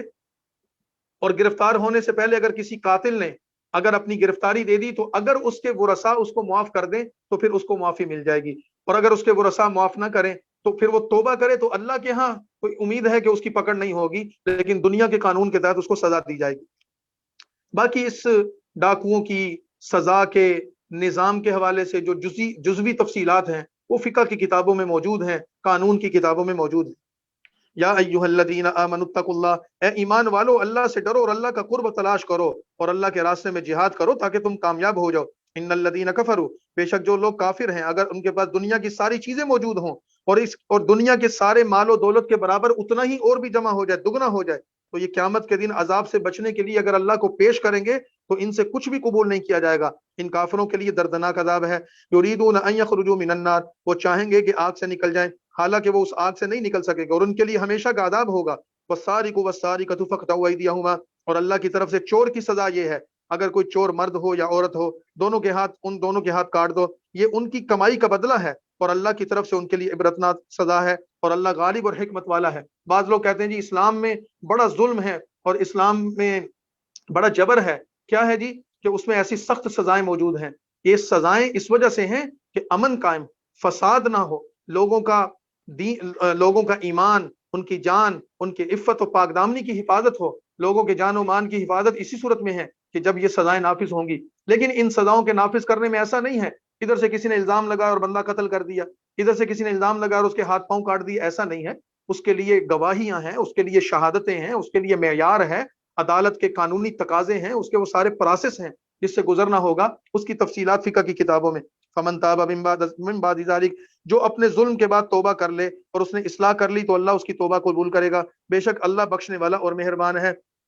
الم تعلم ان اللہ لہ ملک السماوات والارض، کیا آپ کو معلوم نہیں کہ یہ سارے احکامات اس ذات کی طرف سے ہیں جو زمین و آسمان کی سلطنت جس کی ہے، یعنی اللہ، وہ جسے چاہتا ہے عذاب دیتا ہے، جسے چاہتا ہے بخش دیتا ہے، اور اللہ تعالی ہر چیز پر قادر ہے۔ یہاں آیت نمبر 40 مکمل ہو گئی۔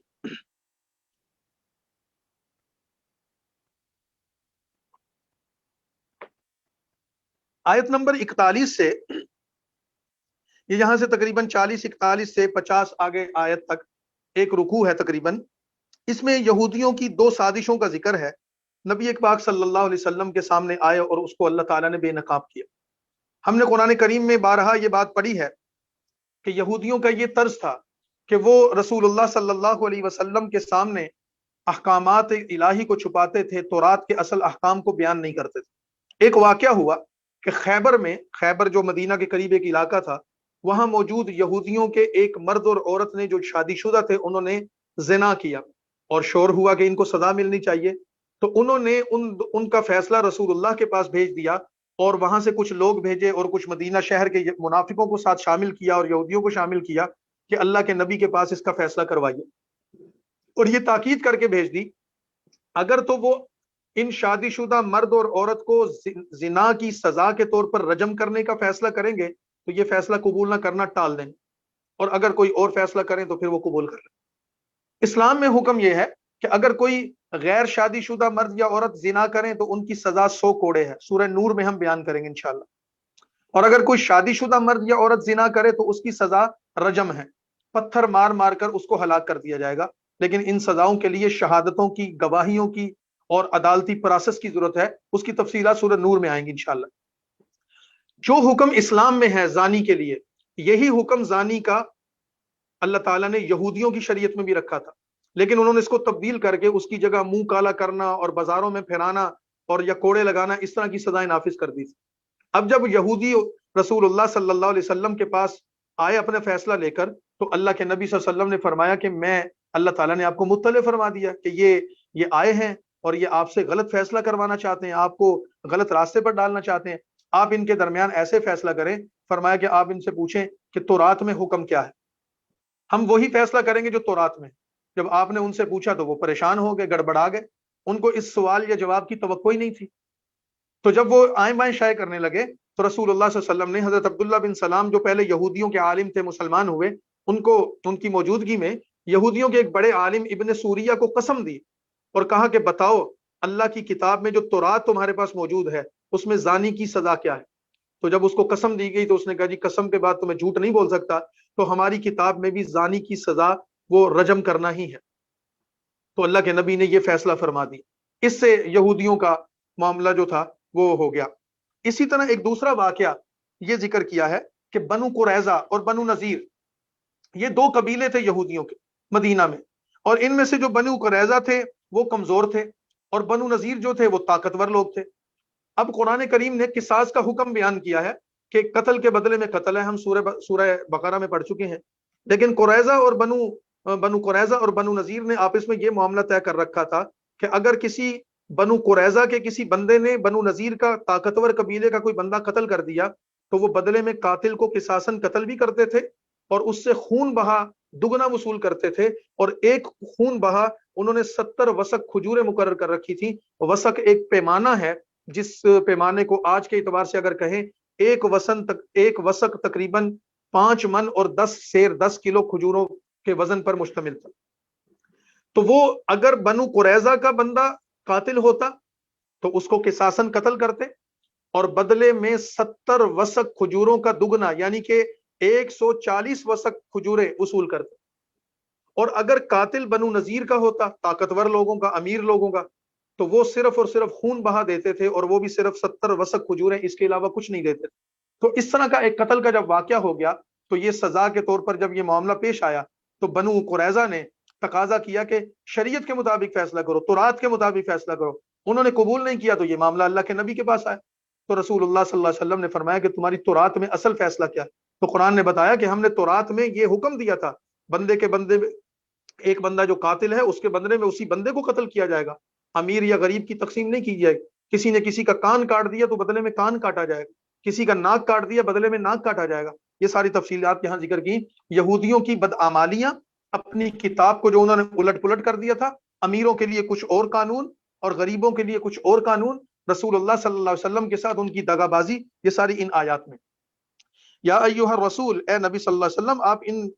اہل کتاب کا غم نہ کیجئے جو دوڑ دوڑ کر کفر میں گرتے ہیں۔ قالوا آمنا، وہ لوگ جو اپنے منہ سے کہتے ہیں کہ ہم مومن ہیں، حالانکہ ان کے دلوں میں ایمان نہیں ہے، یعنی ان کے اندر منافقوں کی تعداد من الذین ہادوا، اور وہ جو یہودی ہیں، سماعون للکذب، جھوٹ بولتے ہیں، جاسوسی کرتے ہیں، وہ دوسری جماعت کے جاسوس ہیں، یعنی کہ یہاں پہ موجود لوگ وہ خیبر والے یہودیوں کی یہاں سے جاسوسی کر رہے ہیں مسلمانوں کی، ان کو خبریں پہنچاتے ہیں جو تجھ تک، وہ جماعت جو آپ کے پاس نہیں آئی، کیونکہ خیبر کے یہودیوں نے وہاں سے اپنا کیس مدینہ کے منافقوں کے ذریعے رسول اللہ کے پاس پیش کیا تھا۔ تو فرمایا کہ یہ جو منافق آپ کے پاس آئے ہیں نا، ظاہراً اسلام والے ہیں، دلوں میں کفر ہے، اور حقیقتاً یہ ان سے ملے ہوئے ہیں، اور یہ آپ کی جاسوسی کرنے کے لیے آئے۔ یحرفون الکلم من بعد مواضع، یہ باتوں کو ان کی اصل جگہ سے بدل دیتے ہیں، اور یقولون، کہتے ہیں کہ تمہیں یہ حکم ملے تو قبول کر لینا، اور اگر اپنی مرضی کا حکم نہ ملے تو پھر تم پیچھے ہٹ جانا۔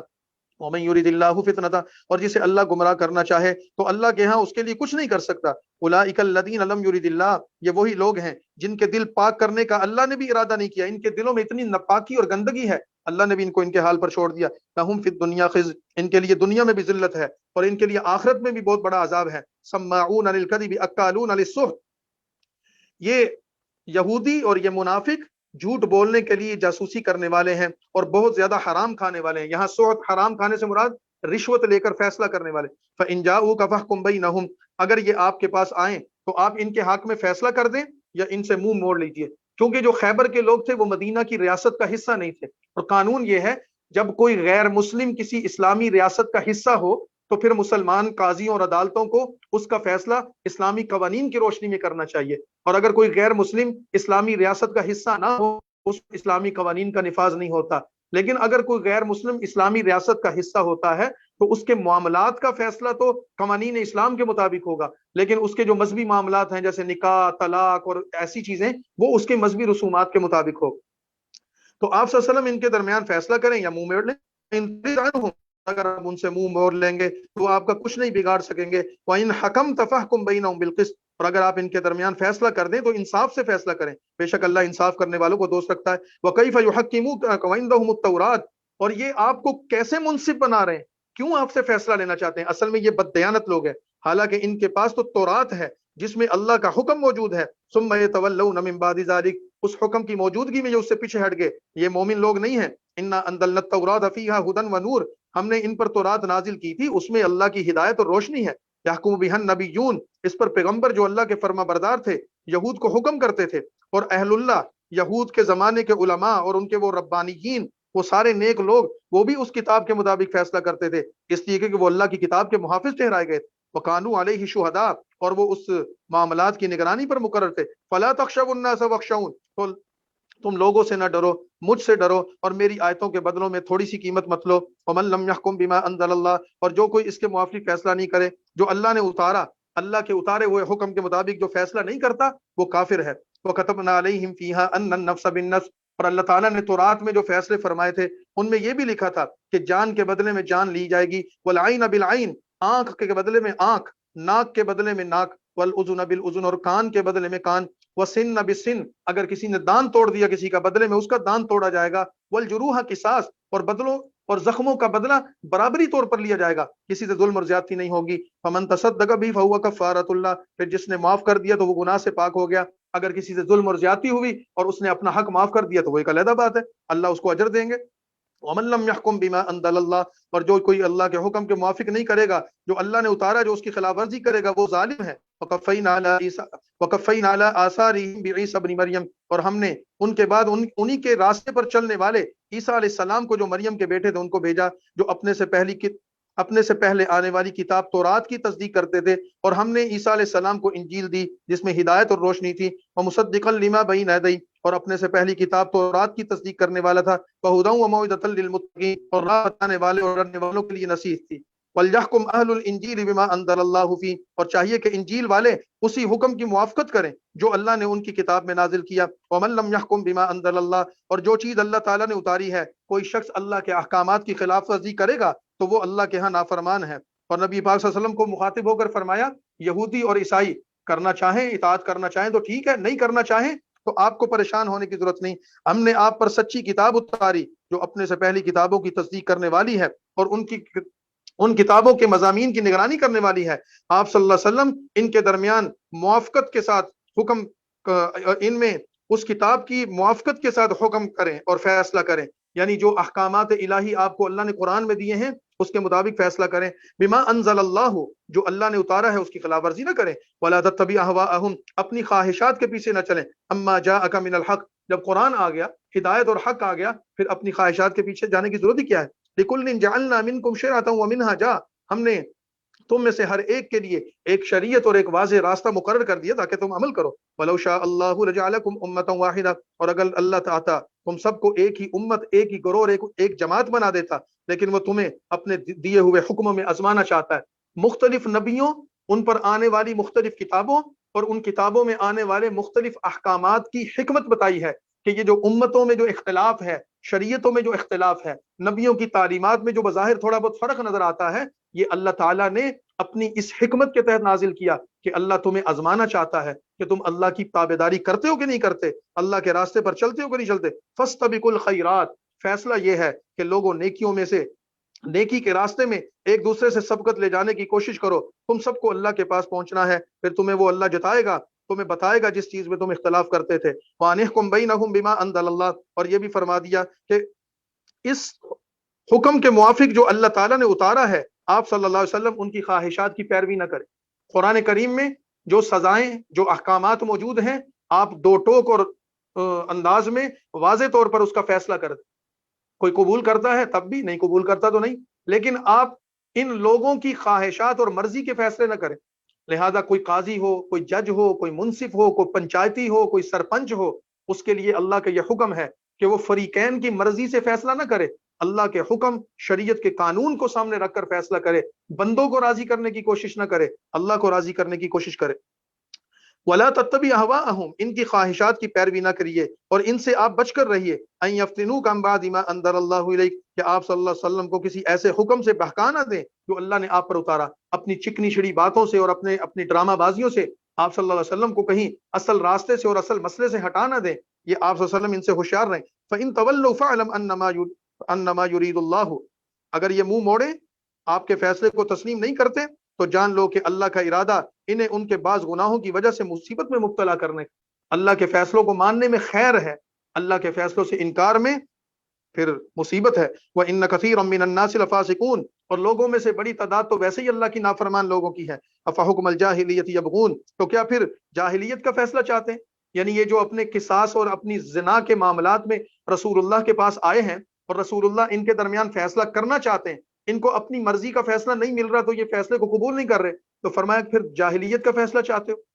قرآن و سنت کے خلاف فیصلہ چاہتے ہو، اللہ کی شریعت کے خلاف فیصلہ چاہتے ہو. ومن احسن من اللہ حکما، حالانکہ جو لوگ یقین رکھنے والے ہیں ان کے ہاں اللہ سے بہتر کوئی اور فیصلہ کرنے والا ہے ہی نہیں. لہذا بہتر بنو، خیر کے راستے پر چلو اور اللہ کے فیصلوں کو قبول کرو. یہاں پر آیت نمبر 50 پر سورۃ المائدہ کا 7 نمبر رکوع مکمل ہو گیا اور تقریباً چھٹے پارے کا تیسرا جز بھی تقریباً مکمل ہو گیا. ایک رکوع باقی ہے، اس اگلے رکوع میں جو آیت نمبر 51 سے شروع ہوگا انشاءاللہ مسلمانوں کو یہودیوں کے مزید حالات و واقعات اور ان کی بدعمالیوں سے آگاہ کیا جائے گا، اور پھر آگے چل کر نصارہ عیسائیوں کے برے عقیدوں اور ان کی بدعمالیوں کا تذکرہ کیا جائے گا. انشاءاللہ ہم کل پڑھیں گے. وآخر دعوانا ان الحمد للہ رب العالمین.